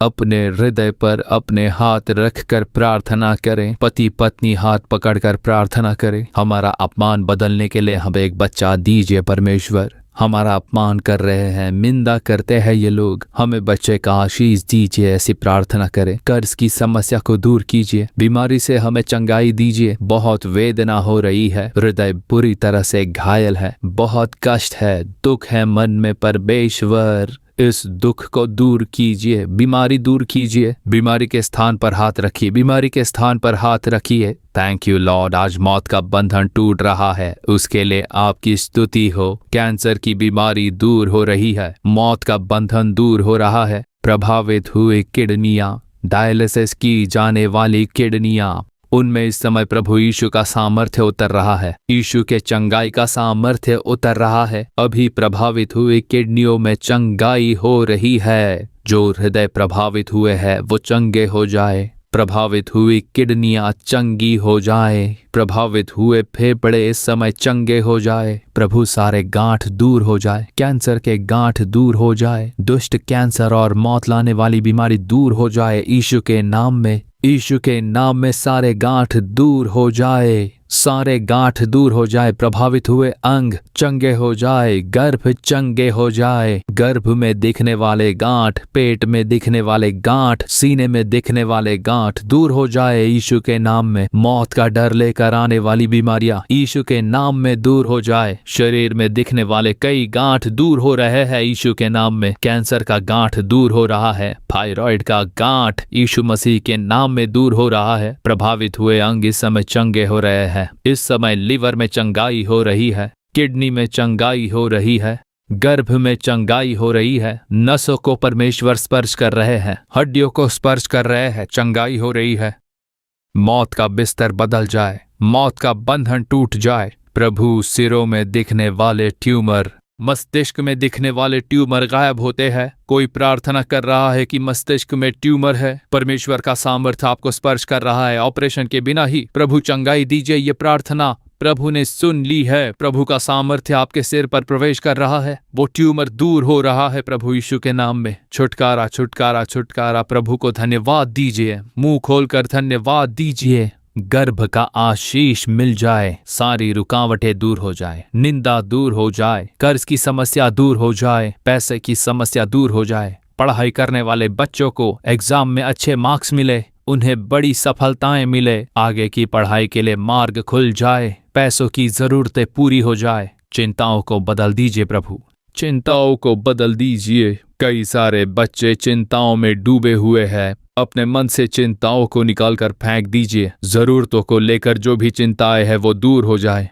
प्रभु यीशु के नाम में चमत्कार हो जाए। दुष्ट आत्मा, शैतान का सामर्थ्य, आपके बच्चों को पीड़ा देने वाले तंत्र मंत्र के कार्य, सभी दुष्ट आत्माओं के विरुद्ध मैं आता हूँ। अभी मैं प्रभु के हाथों को कार्य करता हुआ देख पाता हूँ। प्रभु का सूर्य आपके घर में उदय होता है। अशुद्ध आत्माएं दूर होने वाली है। आपके विरोध में जो तंत्र मंत्र के कार्य है वो टूट जा रहे हैं। अभी वो समय है। अपने मुंह खोलकर बोलिए, प्रभु यीशु मुझे छुटकारा चाहिए। यीशु छुटकारा दीजिए। यीशु दुष्ट आत्माओं के बंधन टूट जाए। प्रभु यीशु तंत्र मंत्र के कार्य टूट जाए। प्रभु यीशु के नाम में, यीशु के नाम में जादू टोने का नाश हो जाए। मुंह खोलकर बोलिए, बोलिए, यीशु का नाम लेकर बोलिए। दुष्ट जादू टोने की शक्तियां बर्बाद हो जाए। दुष्ट शैतान की क्रियाएं नष्ट हो जाए। जादू टोने के कार्य भस्म हो। लोगों को तकलीफ देने वाली दुष्ट आत्मा की शक्तियां, बंदर की आत्माएं, सर्प की आत्माएं, दुष्ट शैतान की शक्तियां नाश होने के लिए मैं प्रार्थना करता हूँ। जादू टोने के कार्य नष्ट हो जाए, लोगों को छुटकारा मिल जाए। प्रभु यीशु आपका धन्यवाद, छुटकारे के लिए धन्यवाद, चमत्कार के लिए धन्यवाद। आप मुंह खोलकर बोलिए, बोलिए, यीशु आपका धन्यवाद। Hallelujah, hallelujah. हे प्रभु, आपकी स्तुति हो। आपके द्वारा मिले छुटकारे के लिए धन्यवाद, धन्यवाद, धन्यवाद। मन की गहराई से आपका धन्यवाद, स्तुति हो। आपको धन्यवाद देते हैं परमेश्वर। आपकी स्तुति हो परमेश्वर। आप कितने भले परमेश्वर हो, हम पर दया करने वाले प्रभु। आप हमारी कितनी चिंता करते हो प्रभु। इन बच्चों के बोझ को आपने क्रूस पर उठा लिया, उसके लिए मन की गहराई से आपका धन्यवाद। आपको कोटि कोटि धन्यवाद। यीशु आपका धन्यवाद हो। मुंह खोलकर बोलिए, धन्यवाद प्रभु यीशु। प्रभु यीशु, आपके छुटकारे के लिए आपका धन्यवाद हो प्रभु। धन्यवाद दीजिए। गुणशीली नाम की बेटी, आपकी प्रार्थना सुन ली गई है। शैतान जो समस्या लेकर आया था वो अब तोड़ दी गई है। आज से बदलाव देख पाओगी गुणशीली। परमेश्वर प्रभु यीशु का धन्यवाद कीजिए। ज्ञान सौंदर्य प्रभु के हाथों ने आपको स्पर्श किया है। बेटी ज्ञान सौंदर्य, प्रभु का सामर्थ्य आपके जोड़ों के दर्द को मिटाकर आपको चंगाई दे रहा है। वो निर्बल बनाने वाली एक आत्मा का कार्य है, उसमें यीशु के नाम में आपको छुटकारा है। यीशु की स्तुति करते हुए उनकी महिमा कीजिए। प्रभु यीशु आपका धन्यवाद, आपका धन्यवाद, आपकी स्तुति हो, ऐसा बोलिए। थैंक यू लॉर्ड, आपकी स्तुति हो, आपकी स्तुति हो परमेश्वर, आपका धन्यवाद। इन बराज नाम के प्यारे भाई, आपकी प्रार्थना सुन ली गई। आपके जीवन में निंदा, पराजय, अपमान भरे हैं। कई बार आपको आत्महत्या का विचार आता है। प्रभु यीशु सारी स्थिति को बदल देंगे। आपके शाप के बंधन टूट गए। अब आपके जीवन में मात्र भलाई होगी। प्रभु यीशु को मुंह खोलकर धन्यवाद दीजिए। कहिए, प्रभु आपका धन्यवाद हो, आपकी स्तुति हो, ऐसा बोलिए। थैंक यू लॉर्ड, आपकी स्तुति हो परमेश्वर। सब अपने दाहिने हाथ उठा लेंगे। कुछ देर प्रभु की स्तुति कीजिए। प्रभु आपकी स्तुति हो। हमारे बोझ को बदल दिया, हमें छुटकारा दिया है। प्रभु यीशु आपका धन्यवाद। यीशु आपका धन्यवाद। बोलिए, बोलिए, प्रभु यीशु आपका धन्यवाद। प्रभु यीशु आपकी स्तुति हो। प्रभु हम आपकी स्तुति करते हैं। प्रभु आपको धन्यवाद देते हैं। आपने हमारी प्रार्थना सुन ली, छुटकारा दिया है, चंगाई दी है, उसके लिए धन्यवाद। मन की गहराई से आपकी स्तुति स्तुति स्तुति करते हैं। हम विश्वास करते हैं कि हमने भलाई पा ली। यीशु मसीह के नाम में प्रार्थना करते हैं, अच्छे पिता, आमीन आमीन। बैठ जाएंगे, सभी बैठ जाएंगे। कुछ जरूरी बातों को मैं आपको बताने वाला हूं, सिर्फ 10 मिनट। बैठ जाइएगा।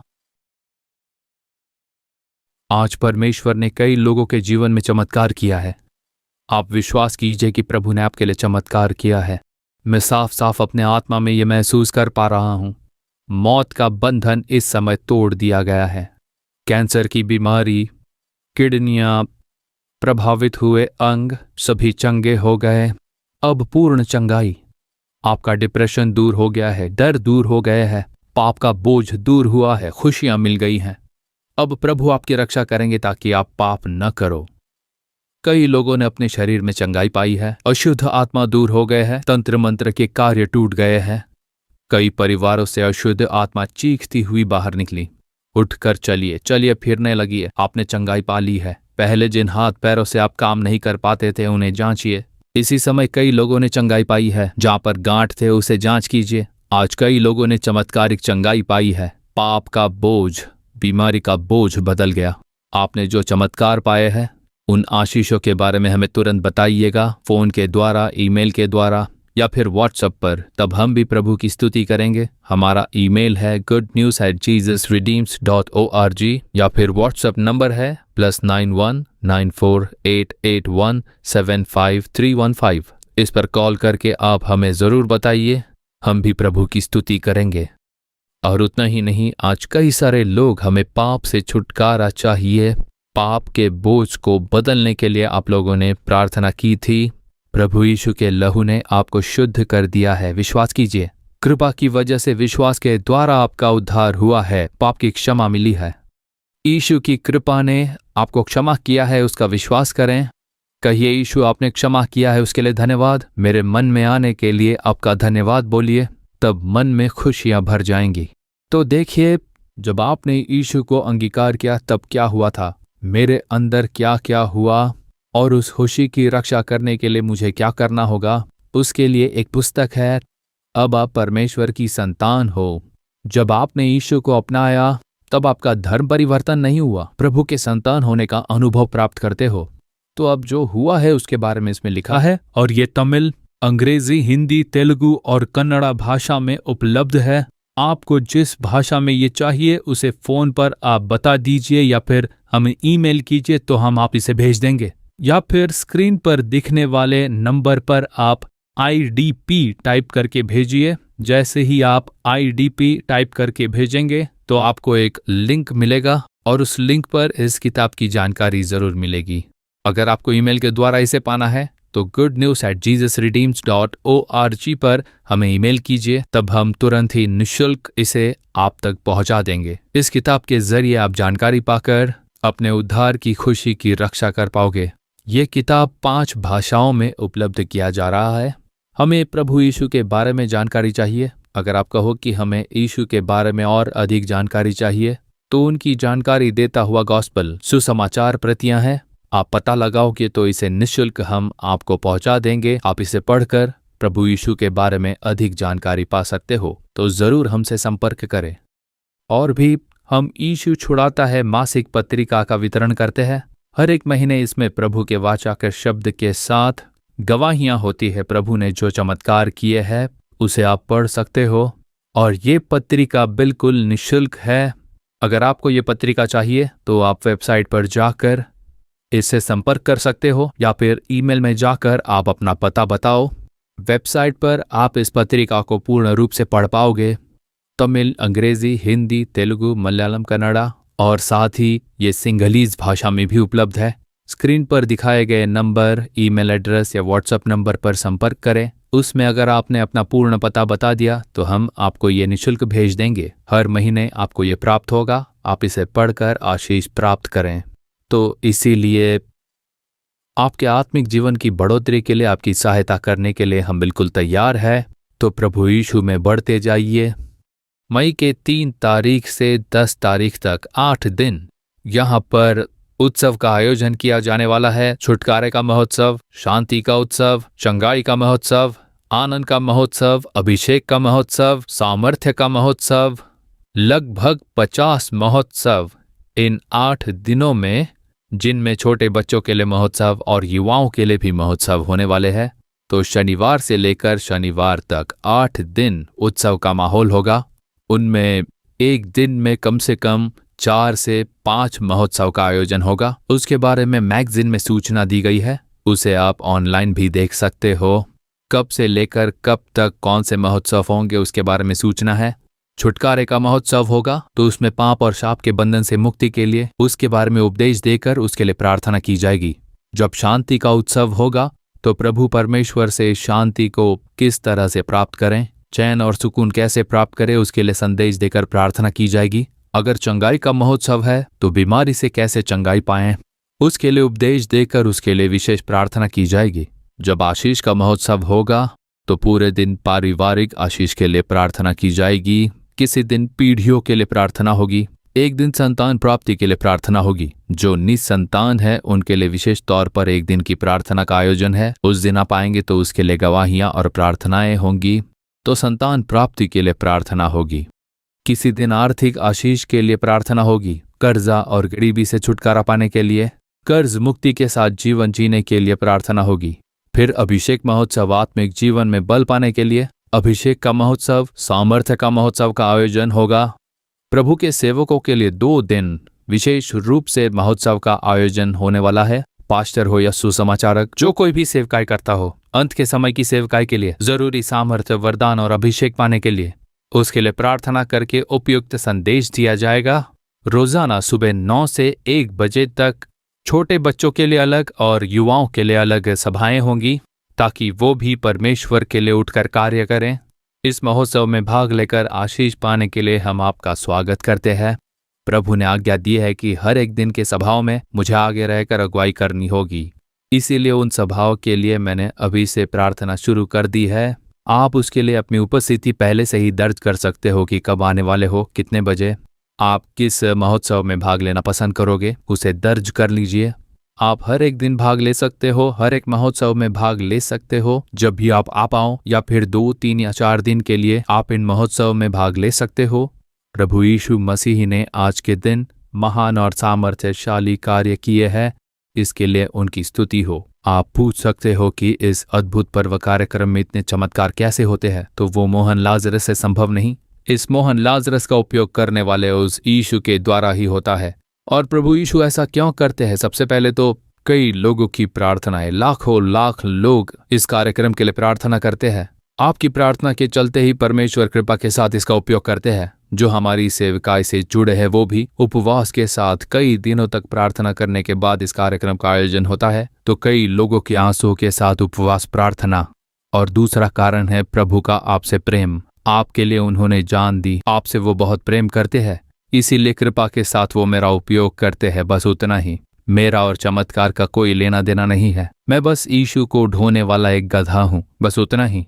कई लोगों की प्रार्थना की वजह से ही प्रभु मेरा उपयोग करते हैं, बस उतना ही। तो सिर्फ यीशु को ही महिमा मिले, उनकी स्तुति और महिमा हो। आपने इसके लिए प्रार्थना की तो आपका ही इसमें महत्वपूर्ण भाग है। लगातार आप मेरे लिए प्रार्थना कीजिए। अपनी निजी प्रार्थना और पारिवारिक प्रार्थना में कई छोटे बच्चे मेरे लिए प्रार्थना करते हैं। मैं कई जगहों पर जाता हूँ, तब छोटे बच्चे आकर मुझे नाना जी कहकर प्रेम से बात करते हैं। तब बच्चे कहते हैं, 5 साल की छोटी बच्ची भी कहती है कि मैं आपके लिए प्रार्थना करती हूँ नाना जी, ऐसा सुनता हूँ मैं, जो मुझे बहुत खुशी देती है। आपकी प्रार्थना मेरे लिए सबसे बड़ा बल है, इसीलिए लगातार मेरे लिए आप प्रार्थना करें। परमेश्वर की आशीष सदा आपके संग बनी रहे। आमीन। For further details and prayer support, contact Jesus Redeems Ministries, Nallumavadi, Tuticorin District, 628211. Our phone number 04435454545. Email info@jesusredeems.org. Our website www.jesusredeems.com. God bless you.